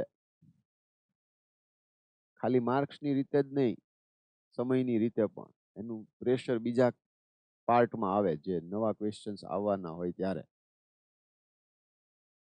એટલે આ બધું અને પ્રેક્ટિસની વાત છે. પ્રેક્ટિસ જેટલી સારી કરી હશે, સિસ્ટમેટિકલી કરી હશે, ખાલી સીધા જવાબ ઉપર પહોંચી જવાને બદલે એ જવાબ કેવી રીતે આવે પ્રેક્ટિસ કરતી વખતે બાકીના ઓપ્શન્સ ઉપર પણ પૂરતો વિચાર કરેલો હશે તો પરીક્ષાની અંદર તમે સમયસર બધું કામ પૂરું કરી શકશો. એ ઇમ્પોર્ટન્ટ છે. ઓકે, હવે અહીંયા વાત કરીએ આપણે તો K2NiCN4. તો આ -4 + 2 -2 એટલે નિકલ +2 થાય. CN પ્રબળ આયન પ્રબળ લિગેન્ડ છે તો અયુગ્મિત ઇલેક્ટ્રોનને યુગ્મિત કરી નાખશે. K4NiCN4 એટલે નિકલનો ઓક્સિડેશન આંક 0 થઈ જાય. CN- પ્રબળ લિગેન્ડ છે તો અયુગ્મિત ઇલેક્ટ્રોનને યુગ્મિત કરશે હોય તો. બરાબર. પણ અહીંયા શું થશે? નિકલ +2 છે એટલે અયુગ્મિત ઇલેક્ટ્રોન યુગ્મિત થશે પણ ડી કક્ષકના. અહીંયા અયુગ્મિત ઇલેક્ટ્રોન યુગ્મિત થશે તો આ કક્ષક ખાલી થશે એ S થશે. તો અહીંયા sp3 સંકરણ થતું હશે, અહીંયા dsp2 થતું હશે. તો ભૌમિતિક આકાર છે એ સમાન થઈ નથી શકવાનો. ખ્યાલ આવે છે? શું કેવી રીતે વિચારીએ છીએ પ્રશ્નના પોઈન્ટ ઉપર એ અગત્યનું છે. અહીંયા Fe+3 છે, બરાબર, CN6, અને અહીંયા Fe+2 અને CN6 છે. Fe+3 ને Fe+2 Cn- પ્રબળ લિગેન્ડ છે, અયુગ્મિત ઇલેક્ટ્રોનને યુગ્મિત કરશે, પણ મ્યુ જુદા જુદા જ રહેશે, કારણ કે 1+2 છે ને 1+3 છે. બેયમાં ઇલેક્ટ્રોનની સંખ્યા જુદી છે. ત્યાર પછી K2NiCN4, તો અહીંયા નિકલ +2 અને NiNH3 ટ્વાઇસ Cl2, એમાંય નિકલ +2. તો આમાં આપણે ચેક કરી લેવું જોઈએ કે બેવમાં નિકલ +2 છે, તો નિકલ +2 શું થશે? Argon core. હવે નો લખીએ તો ચાલે, આપણે સ્પીડમાં કામ કરવું હોય તો 3d8 4s2 હોવા જોઈએ, 0 હોય. અને આ જે 3d8 છે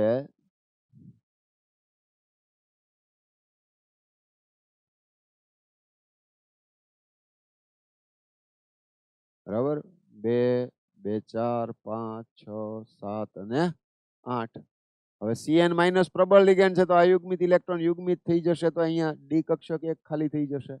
એક આ 4s હશે અને બીજી 4p હશે, બરાબર. તો 2 4p એટલે ઇન શોર્ટ આ યુગ્મિત થઈ જાય Cn- ની હાજરીને કારણે. તો સંકરણ DsP2 થઈ ગયો. એટલે પહેલા તો આટલું સમજો, સમતલીય સમચોરસ રચના આવી. સંકરણ કયું થઈ ગયું? DsP2 ને μ=0. આમ થઈ જશે, બરોબર. હવે જરા પ્રશ્ન ઉપર પાછા ફરીએ. શું હતું? આ NiNH3 ટ્વાઇસ Cl2 એટલે અગેન આમાં નિકલ +2 છે, અને નિકલ +2 છે અને સાથે NH3 છે. તો નિકલ +2 છે અને NH3 છે, તો 3d8 માં પાછો ઇલેક્ટ્રોન અયુગ્મિત હોય યુગ્મિત થશે, બરાબર. એટલે એમાંય સંકરણ કયું થઈ જશે? DsP2. તો એમાં μ=0 અને બંનેમાં સંકરણ DsP2 સમતલીય સમચોરસ રચના આવશે. હવે ખ્યાલ આવશે, બરાબર. એટલે μ=0 થશે, સંકરણ DsP2 થશે.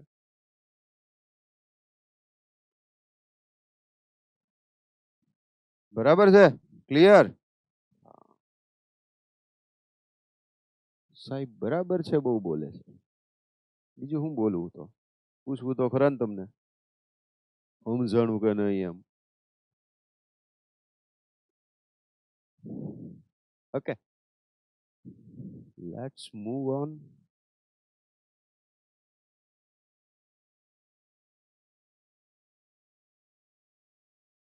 મિત્રો, આ પ્રશ્ન હું નહીં કરાવું. આમાં બધામાં Fe નો ઓક્સિડેશન આંક અને એમાં અયુગ્મિત ઇલેક્ટ્રોનની સંખ્યા જોવાની છે, અને લિગેન્ડની પ્રબળતા જોવાની છે.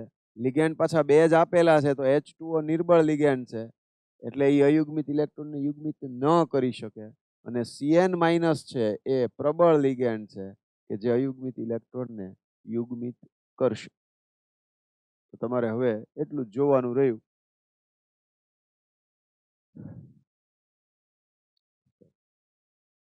તો એમાં તમારે એટલું જ જોવાનું રહ્યું કે અયુગ્મિત ઇલેક્ટ્રોનની સંખ્યા કેટલી છે એ પ્રમાણે મ્યુ આવશે. હવે આઈ થિંક એટલું તો તમે કરી શકવા જોઈએ કે ભાઈ આ Fe છે, એક તમને FeCN6-3 છે, તો એ એક તમને સોલ્વ કરાવું. ચાલો, FeCN6-3, તો એમાં પહેલા તો Fe નો ઓક્સિડેશન આંક x + 6 × -1 = -3, x = +3 થાય. તો Fe+3 થયો. પહેલા Fe નો જોઈએ તો આર્ગોન કોર 3d6 4s2. પહેલી વાત તો આ Fe+3 લઉં હું તો Fe+3 આર્ગોન કોર, બરાબર, 4s0 થઈ જશે અને 3d5 થઈ જશે 3d5 4s0 આમ તો 3d5 આ રીતે આવશે આમ Fe+3 પણ Cn માઇનસ પ્રબળ લિગેન્ડ છે પ્રબળ લિગેન્ડ હોય તો એ અયુગ્મિત ઇલેક્ટ્રોનને યુગ્મિત કરે એટલે અહીંયા હું ફરી વખત લખી નાખું તો આ 5 ઇલેક્ટ્રોન છે તો એક અયુગ્મિત રહેવાનો એટલે આમાં n = 1 અયુગ્મિત ઇલેક્ટ્રોનની સંખ્યા μ = 1.83 થાય હવે આ જ રીતે તમારે બાકીના બધામાં હવે ધારો કે જેમાં H2O જેવો લિગેન્ડ છે તો એ નિર્બળ લિગેન્ડ છે તો અયુગ્મિત ઇલેક્ટ્રોનને યુગ્મિત નહીં કરી શકે તો ત્યાં n = 5 આવશે Fe+3 હશે તો Fe+2 હશે તો માત્ર આ બે જ ઇલેક્ટ્રોન દૂર થશે તો પાછું એક પેર્ડ ઇલેક્ટ્રોન આવશે અને 4 અનપેર્ડ આવશે એ પ્રમાણે બદલાઈ જશે જવાબ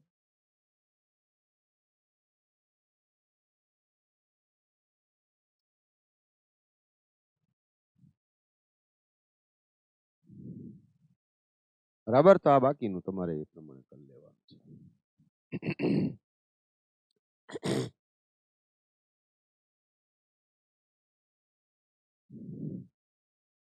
एक बार सचिन क्लास से फरार और ऑक्जेलेट का पानी से प्यार આ બધા નિર્બળ લિગેન્ડ હતા યાર બરાબર નાચતા ઉડતા ammonia in Canada and Colombo આ બધા પ્રબળ લિગેન્ડ ખ્યાલ આવ્યો છે હવે અહીંયા ગોઠવી નાખજો તમે તમને અમે કરાવેલું છે સ્પેક્ટ્રોકેમિકલ સિરીઝ બોલી ગયો મિત્રો બરાબર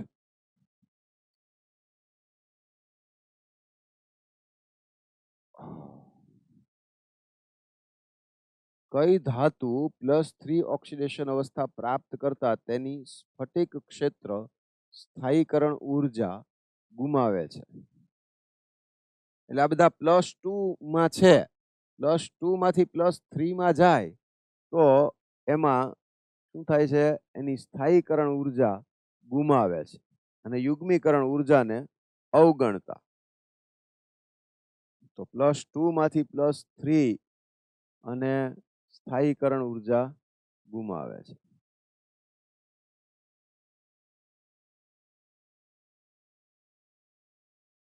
તો અહીંયા આગળ તમે જુઓ કોબાલ્ટ +2 છે Fe+2 છે નિકલ +2 છે અને ઝિંક +2 છે હવે જો Fe+2 હોય છે હમણાં જ આપણે જોયું કે Fe+2 લઈએ તો એ 3d6 4s0 થાય કયું લીધું Fe+2 તો આ Fe+2 માંથી Fe+3 થાય તો 3d5 થશે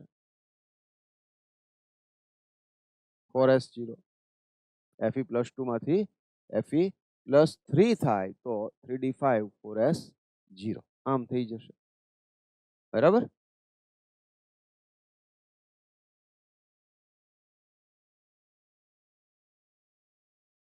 Are you getting my point?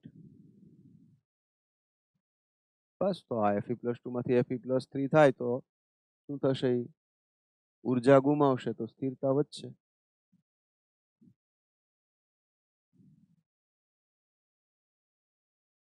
નીચેનામાંથી કયું સંકીર્ણ જાંબલી રંગનું છે સીધે સીધો કલર યાદ રાખવાનો છે પણ રિએક્શન બેઝડ છે અને આમાં તમને POC ની અંદર જે સલ્ફરની ટેસ્ટ હશે નાઇટ્રોજન અને સલ્ફર પ્રેઝન્ટ હોય ત્યારની જે ટેસ્ટ છે એની અંદર આ મેટર આવી ગયેલી છે એટલે આ ડી ઓપ્શન આવશે FeCN5NOS-4 છે તો એ કેવું હશે જાંબલી રંગનું હશે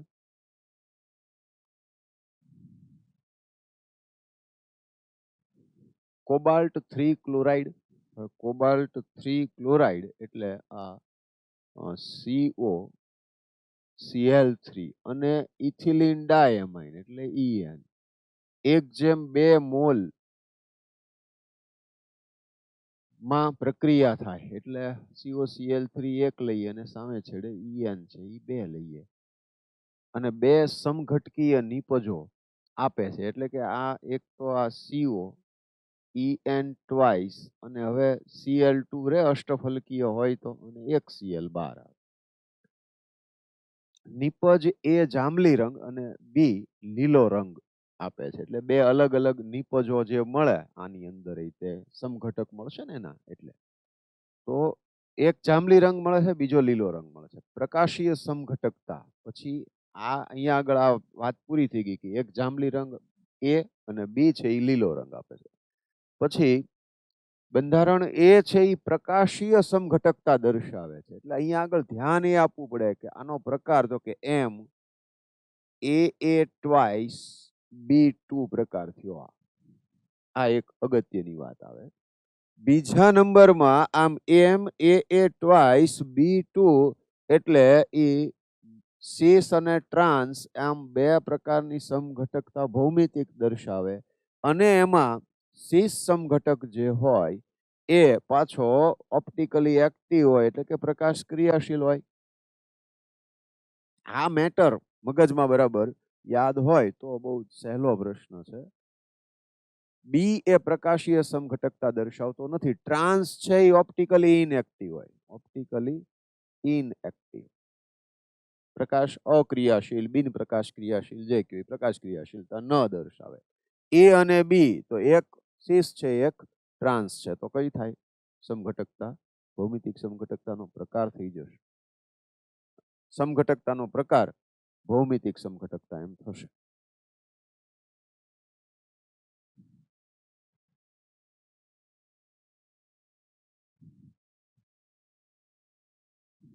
નીચેનામાંથી કયું સંકીર્ણ સૌથી સ્થાયી છે? તો સંકીર્ણની સ્થિરતા માટે તમારે 2-3 વિગતો એ મગજમાં રાખવી પડે. એક લિગેન્ડની પ્રબળતા છે. એક શેના ઉપર આધાર રાખશે? લિગેન્ડની પ્રબળતા ઉપર. લિગેન્ડની પ્રબળતા વધુ એમ એની સ્થિરતા વધુ. ઓક્સિડેશન આંક વધુ તેમ તેની સ્થિરતા વધુ અને ઓક્સિડેશન આંકને તમે સાઇઝ એટલે કે કદ સાથે પણ રિલેટ કરી શકો. કદ ઓછું એમ સ્થિરતા વધુ. ક્લિયર છે? અને એના પછી એક અગત્યનો બીજો મુદ્દો આવે કે કિલેટ સંયોજન બનતું હોય તો તે વધુ સ્થાયી હોય. કિલેટ એટલે દ્વિદંતીય કે ત્રિદંતીય પ્રકારના ચક્રીય બંધારણ બનાવે ત્યારે એ પ્રકારનું સંકીર્ણ સંયોજન છે એ વધુ સ્થાયી હોય. તો આટલી બાબતો તમારે ધ્યાનમાં રાખવાની હોય. એટલે કિલેટ સંયોજન જ જો સંપૂર્ણપણે બનતું હોય તો સૌથી વધુ સ્થાયી થઈ જશે. હવે જો આપણે અહીંયા આગળ પ્રશ્નને જોઈએ ફરી વખત તો આમાં આ એક બંધારણ છે કે જેમાં ઇથિલિન ડાયમાઇન છે COEN થ્રાઇસ છે એટલે એ સંપૂર્ણપણે કેવું બનાવશે? કિલેટ બનાવશે. દ્વિદંતીય લિગેન્ડ છે બધા જ જોડાયેલા છે એ અષ્ટફલકીય બંધારણમાં માટે સૌથી વધુ સ્થાયી એ થશે. નીચેનામાંથી કયા સંકીર્ણ આયનની સ્થિરતા સૌથી ઓછી છે? તો અગેન મેં તમને કીધું એ 2 બાબતો લિગેન્ડની પ્રબળતા ઓક્સિડેશન આંક આ 2 વસ્તુને ધ્યાનમાં રાખો તો અહીંયા કોબાલ્ટનો ઓક્સિડેશન આંક +3 સાથે CN- લિગેન્ડ છે. અહીંયા કોબાલ્ટનો ઓક્સિડેશન આંક +3 અને સાથે NH3 છે CN ની સરખામણીમાં નિર્બળ. અને અહીંયા લઈ લો તો કોબાલ્ટ +2 અને અહીંયા કોબાલ્ટ +3 પણ CO છે એટલે સ્થિરતાની સરખામણી કરવા જઈએ ત્યારે સૌથી ઓછો ઓક્સિડેશન આંક વાળો જે છે એ આ છે કોબાલ્ટ +2 અને સાથે NH3 લિગેન્ડ છે જે CN અને CO કરતા નિર્બળ છે માટે સ્થિરતા સૌથી ઓછી એવો જે શબ્દ વાપર્યો છે તો જવાબ આપણો આવશે એ શું થઈ જશે? ક્લિયર છે? ઓકે બરાબર. JEE નો ક્વેશ્ચન છે. નીટ વાળાને આવા ક્વેશ્ચનની જરૂર નથી. શું કહેવા માંગે છે એ સમજીએ. Mn+ આયનના સંકીર્ણ 1, 2, 3 ના સરળ અવશોષણ વર્ણપટ દર્શાવેલ છે, જેમાં તેની લેમ્બડા મેક્સને અનુક્રમે A, B અને C થી દર્શાવેલ છે. તો સંકીર્ણ અને તેની લેમ્બડા મેક્સ કિંમત વચ્ચેની સાચી સરખામણી કઈ છે એમ પ્રશ્ન છે. અહીંયા આગળ એક તો લેમ્બડા મેક્સ છે,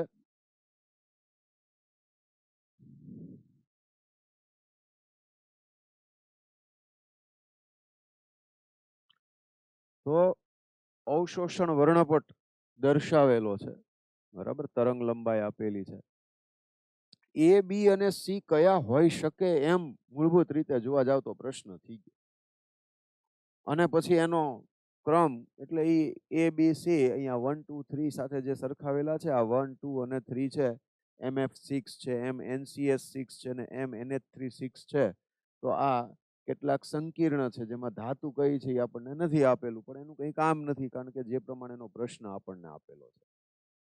તો હવે અવશોષણ વર્ણપટ ની વાત કરવામાં આવે તો સૌથી પહેલા એ સમજીએ કે એમાં લિગેન્ડની પ્રબળતા જોવાની આવશે.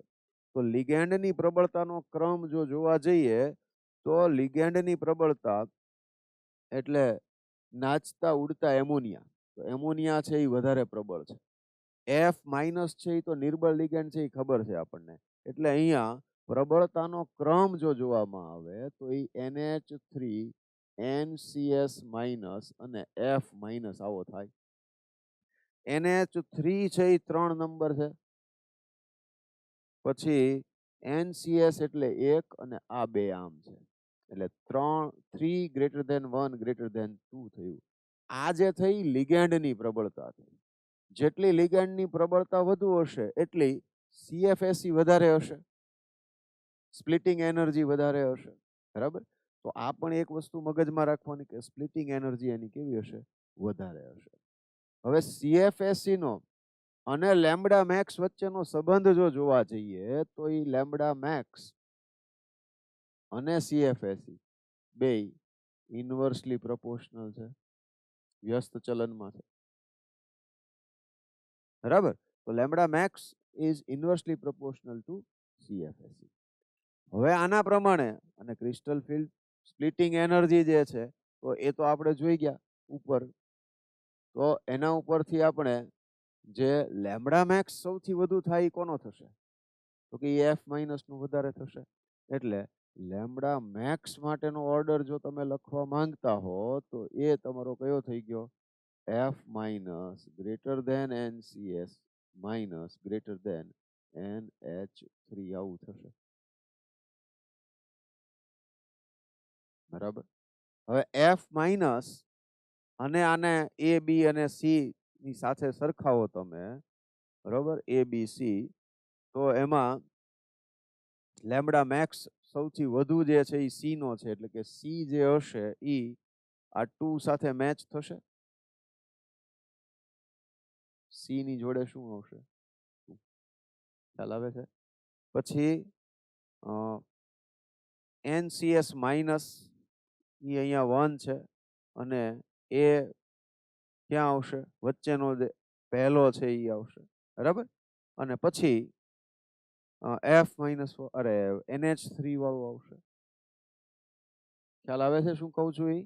અને જરા ફરીથી આમ સમજીએ તો સ્ટ્રેન્થ ઓફ લિગેન્ડ્સ જે છે, લિગેન્ડની પ્રબળતા, તો NH3 greater than NCS minus greater than F-, બરાબર. આ 1, 2 અને આમ 3 નંબર છે. NH3 ની સૌથી વધારે એટલે સ્પ્લિટિંગ એનર્જી, તો કે જેને લિગેન્ડની પ્રબળતા વધુ એની સ્પ્લિટિંગ એનર્જી વધારે, બરાબર. તો આ શું થઈ ગયું, 3, 1 અને 2 એમ થઈ ગયું, ખ્યાલ આવ્યો છે. હવે lambda max is inversely proportional to CFSE, બે વ્યસ્ત ચલનમાં છે, એટલે ઓર્ડર જે ચેન્જ થઈ ગયો લેમ્બડા મેક્સ માટેનો એ શું થઈ ગયો, 2, 1, 3, 2 ગ્રેટર ધેન 1 ગ્રેટર ધેન 3, બરાબર. જેની પ્રબળતા ઓછી છે એનું જે એબ્સોર્પ્શન છે લેમ્ડા મેક્સ,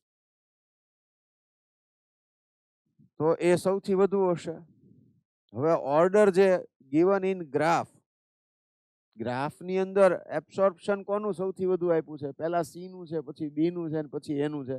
બી અને એ થોડો ગ્રાફ જે આપણને ક્વેશ્ચનમાં ડ્રો કરીને આપ્યો છે થોડોક ઓછો ક્લિયર છે, પણ આ રીતનું છે, C greater than B greater than એ. તો સી સૌથી વધુ કયું આવશે? તો એ શું થઈ જશે? સી, બી અને એ. તો સી કોની સાથે રિલેટ થશે? તો કે સી જે છે ઈ અહીંયા આગળ, હા, સી છે એ બીજા સાથે રિલેટ થશે, બરાબર. પછી બી છે એ પહેલા સાથે રિલેટ થશે, એ તો વચ્ચેના ભાગમાં છે, અને એ છે એ 3 સાથે રિલેટ થશે. તો આ રીતે આન્સર આવશે. ખ્યાલ આવી ગયો હવે? બરાબર. બે વસ્તુઓને જોવાની છે ધ્યાનમાં, લિગેન્ડની પ્રબળતા, બરાબર, સ્ટ્રેન્થ ઓફ લિગેન્ડ્સ છે એ ચેક કરવાનું છે. ક્રિસ્ટલ ફિલ્ડ સ્પ્લિટિંગ એનર્જી છે એના ઉપર ડિપેન્ડ કરશે, જેની સ્ટ્રેન્થ લિગેન્ડની વધારે એની સ્પ્લિટિંગ એનર્જી વધારે. જેની સ્પ્લિટિંગ એનર્જી વધારે હોય એની એબ્સોર્પ્શન છે લેમ્ડા મેક્સ, શોષણ જે કરે છે એ ઓછું થાય, સ્પ્લિટિંગ એનર્જી વધારે હોય એની. એટલે શોષણ વધારે કોણ કરશે? જેની સ્પ્લિટિંગ એનર્જી ઓછી હશે, બરાબર. અને પછી ગ્રાફની સાથે એને કમ્પેર કરવાનું છે, જોવાનું છે કે એમાં અવશોષણ જેનું વધારે આપેલું હશે, એટલે કે લેમ્ડા મેક્સ જેનો વધારે છે ત્યાં એફ માઇનસ આવશે, એનાથી ઓછું હોય ને એનસીએસ માઇનસ આવશે, સૌથી ઓછું અવશોષણ NH3 નું હોય. ક્લિયર છે? ગુડ.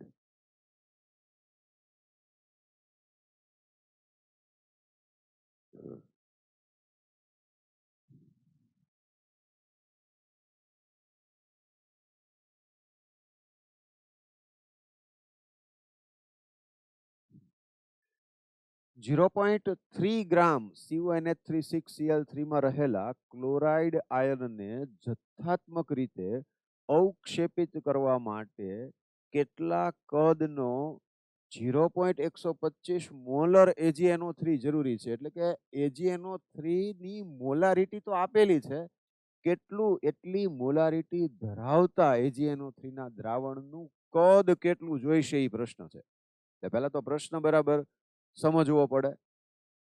હવે તમને અહીંયા આગળ કદ કેટલું જોઈશે એટલે વી એ પ્રશ્ન છે આપણો, બરોબર. તો વી ml માં છે, આપી દીધું છે. 0.125 મોલર AgNO3 છે, એટલે કે 1 લિટર AgNO3 લ્યો ને 1000 મિલીલીટર, તો એમાંથી 0.125 મોલ Ag પ્લસ મળે. આવો અર્થ થાય આનો સીધો સાધો. અને બીજો ઓપ્શન સરળ એ રહે કે તમે આને ડાયરેક્ટલી મોલારિટીના સૂત્ર સાથે સંબંધિત કરી અને જવાબ મેળવી લો, તો એ મારી દ્રષ્ટિએ સૌથી સરળ રસ્તો છે, બરાબર. આપણે અહીંયા આગળ લખતા જઈએ અને સમજીએ. લખી રાખ્યું હોત તો સારું હતું. કા જુઓ, હા, આ CO NH3 Cl3 0.3 મોલ આપી દીધું છે, પણ એને પાણીમાં દ્રાવણ બનાવો એટલે એનું આયનીકરણ થાય. CO NH3 3+ 3Cl માઇનસ, એટલે કે સોરી, આ 0.3 ગ્રામ છે, માય મિસ્ટેક, ગ્રામ છે, બરાબર. તો આના મોલ તમે મેળવી લ્યો તો જેટલા મોલ હોય એના કરતા 3 ગણા મોલ છે એ Cl માઇનસ ના હોય. Are you getting my point? મારી વાત સમજો તમે, કે જેટલા ગ્રામ હશે, અરે મોલ હશે, અહીંયા 1 મોલ હોય તો અહીંયા 3 મોલ હોય. ધારો કે અહીંયા 0.3 મોલ હોત તો અહીંયા 0.3 ગુણ્યા 3 મોલ હોત.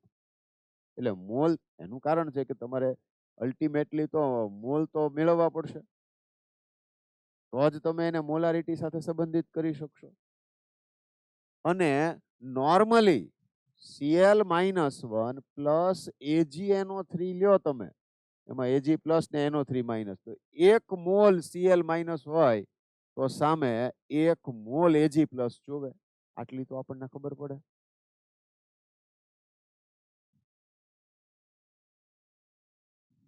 બરાબર. હવે આના પ્રમાણે આપણે મગજ દોડાવવાનું છે. તો હવે આને ફરી પાછા ક્વેશ્ચન ઉપર જઈ અને વસ્તુને સમજીએ. તો એક તો આનો અણુભાર છે એ 267.46 ગ્રામ પર મોલ છે. એટલે આ જે છે આનો મોલર માસ, આણ્વીય દળ કેટલું છે? 267.46 ગ્રામ. આમ છે. એનો અર્થ એમ કે 0.3 ગ્રામ છે ને જો મારે એના મોલ લઈ લેવા હોય તો એના મોલ મેળવવા માટે શું કરવું પડે? 0.3 છેદમાં 267.46. પણ એ આ પદાર્થ થયો. તમારે પ્રક્રિયા પદાર્થ નું દ્રાવણ બનાવો એમાં કરવાની છે. અને દ્રાવણ બનાવશો ત્યારે અહીંયા જેટલા મોલ હશે એના 3 ગણા થઈ ગયા હશે.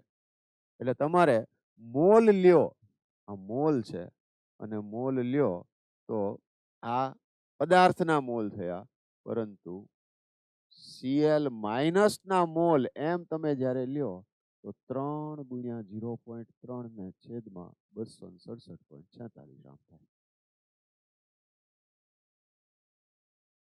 બરોબર? ઓકે. તો આટલી મેટર પહેલા ક્લિયર થવી જોઈએ. કારણ કે આટલું ક્લિયર થઈ ગયું તો હવે પછી કઈ બહુ અઘરું છે નહીં. કારણ કે આ Cl માઇનસ ના મોલ મળી ગયા. તમારી પાસે AgNO3 છે, એની મોલારિટી ખબર છે તમને 0.125 આ મોલારિટી છે. કદ શોધવું છે મારે, કદ શોધવાનું છે. તો મોલારિટીનું સૂત્ર કે મોલારિટી બરાબર પદાર્થનું વજન છેદમાં અણુભાર મોલર માસ ગુણ્યા 1000 છેદમાં VmL કદ. તો આ જે છે એ તો મોલમાં ફેરવી નાખ્યા આપણે. કયું? આ લઈ લીધું એ મોલ આટલા. બરાબર. 0.125 AgNO3 ની મોલારિટી. એનું કદ કેટલું જોઈશે એ આપણો પ્રશ્ન છે. અહીંયા મોલ કેટલા છે એ આપણે લઈ લીધા 3 ગુણ્યા 0.3 છેદમાં 267.46 ગુણ્યા 1000 છેદમાં V. તો V ને સૂત્રનો કરતા બનાવો, કદ ને સૂત્રનો કરતા બનાવો, તમને જવાબ મળી જશે. હવે કેલ્ક્યુલેશન તમારા ઉપર છોડું છું કે તમે એટલું કેલ્ક્યુલેશન તો કરી નાખશો. બરાબર? થોડું નોટ ડાઉન કરવાનું હોય તો કરી લો.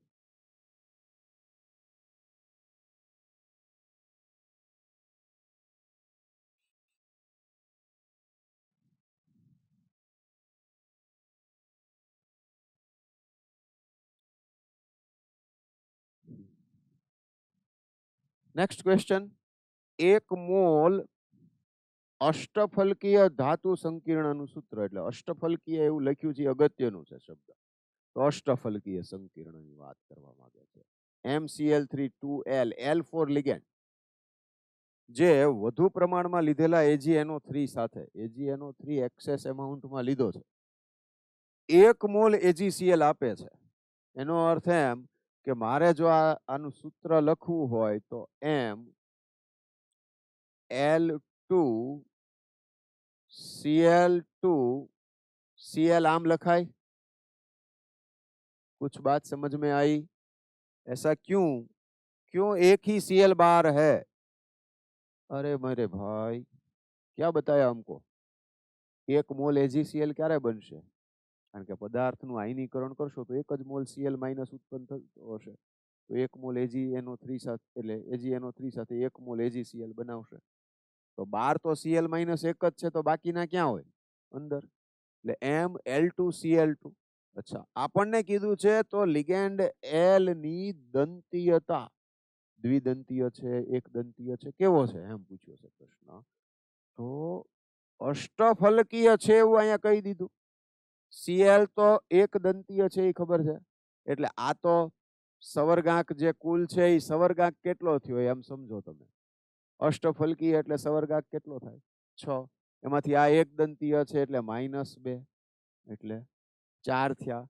બરાબર. ઈ L નો સવર્ગાંક થયો 4 અને L2 છે એનો અર્થ કે હજી ભાગ્યા 2 કરી નાખો તો આ L નો સવર્ગાંક 2 હોય એટલે L કેટલા દ્વિદંતીય થાય ને તો 2 દુ ને 4 એમાં આવે અને 2 આ એટલે 6 થઈ જાય ટોટલ. ખ્યાલ આવ્યો છે? બરોબર. તો લિગેન્ડ છે એ કેવો થઈ ગયો? દ્વિદંતીય. લિગેન્ડ કેવો થયો? દ્વિદંતીય. અથવા તો એની દંતીયતા છે એ કેટલી આવશે? 2 આવશે. ક્લિયર? હેપી? અહીંયા આપણે મોસ્ટલી જેટલા જરૂર છે એ બધા ક્વેશ્ચન્સ છે એ લઈ લીધા છે. અહીંયા કમ્પ્લીટ કરીએ. Wish you all the best.